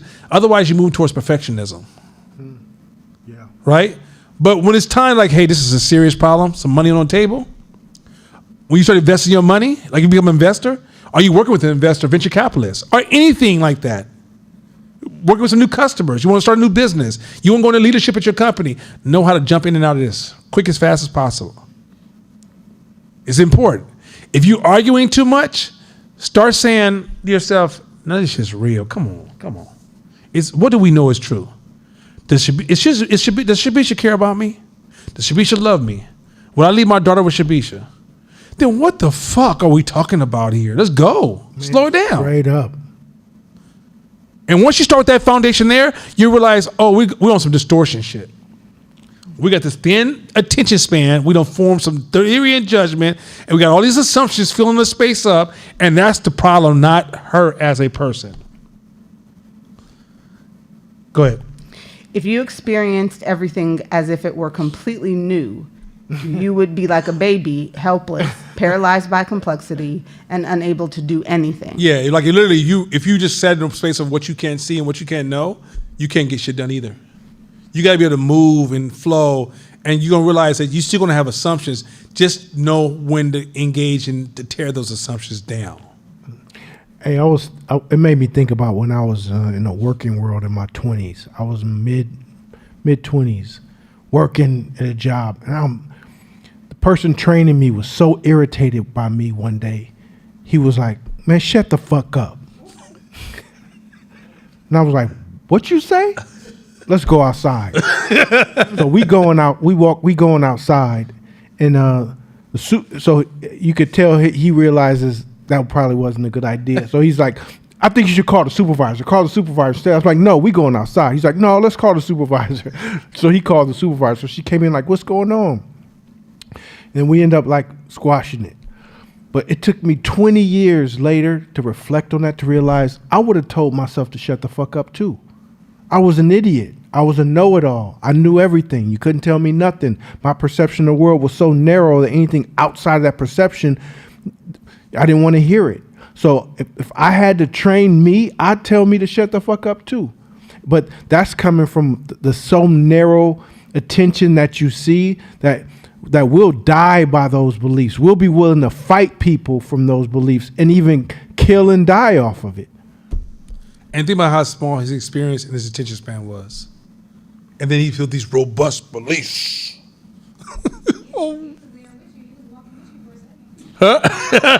He was like, oh, no, wait a minute. I'm leaving that shit. Next slide. That's it? Oh, okay. Go ahead. I was about to. But it's also important to realize that this pyramid of belief reduces reality from infinite complexity to a small set of theories, There you go. which form the foundations on which you and everyone else construct our beliefs. So most of us, most human beings, everybody that you know is walking around with a small group of theories who are walking around talking about, I got my beliefs and you need to respect who I am. I'm not going to do this. I'm not going to do this. I'm just not going to talk to you because it's too much. But the labels create this false idea that we own reality. We don't. Everything is distorted. Everything. There's so many variables. I can tell you where one idea is amazing, and often I try to find out when that same idea is horrible. Like that book I gave you guys, the rework. There's a lot of good ideas in there, but those ideas can be bad depending on how you use them. Mm-hmm. Right? It's knowing how to think beyond the recipes and understand that you got to change the degree of salt depending on who you're cooking for. What you're trying to achieve. How many people you're cooking for. Ashe. You know what I'm saying? So it's that's why I gave the book and I want to have I want to have a discussion. Now, I'm gonna leave you guys with two strategies instead of me telling you what they say in Bingo Dash. Game number one. Write this down. This is important, or record me or come back and listen to this again. Run all your strategies through a lot of us have tendency when we talk about strategy, we use static type of approaches. This is going to be this. I'm going to achieve this. I'm going there. When I finish this, this is what I'm going to build. That's all static. Make sure all your thinking around all strategies is always dynamic. It's going to be in constant motion. And never. So Pastor Chris he's building out his church, right? He's about to build. Pastor Chris is getting close to get his own church. So, by the way, congratulations. I love my brother. One of the best brothers you will ever meet in the whole universe.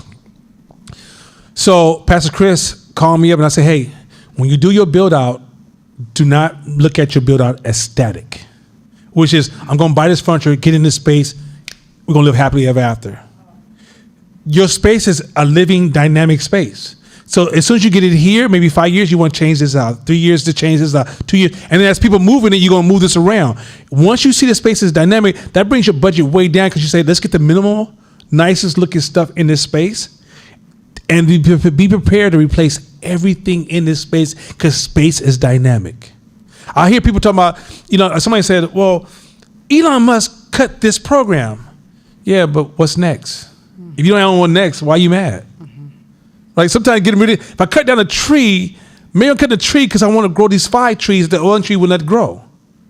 But instead of you understanding that, what you see is he cutting down a tree. Static, right? I might tell somebody like, hey, when you do this, Kaja, that's a weak approach. Static, you're angry because you stopped it right there. Dynamic is saying, I'm telling you, move that out the way so this can grow. Dynamic. Run all your business strategies through static and dynamic. Strategy number 2 to end the class.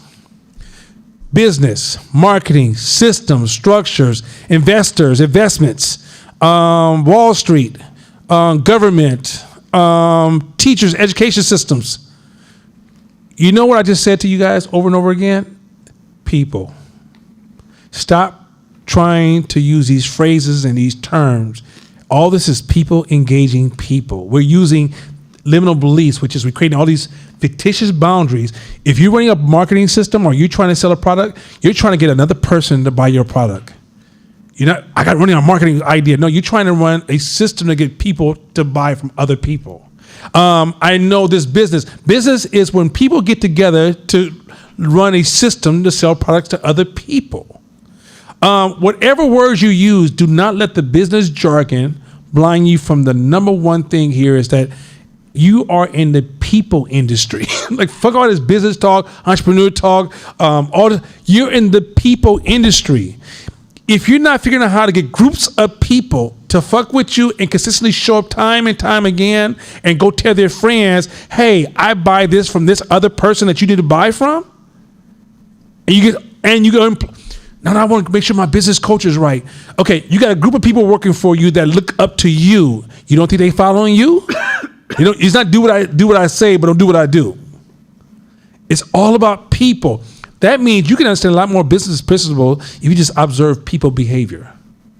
When we come in here to tell you about sports, the reason we can use sports to talk about business, because it's all about groups of people interacting together with outcomes, wins, successes, failures, and losses, stress, and challenges, right? Once you understand the mechanics of people working with people, you get in business. Business is a distortion. It's a liminal belief that creates distortion so you can't see opportunities because you forget it's just about people.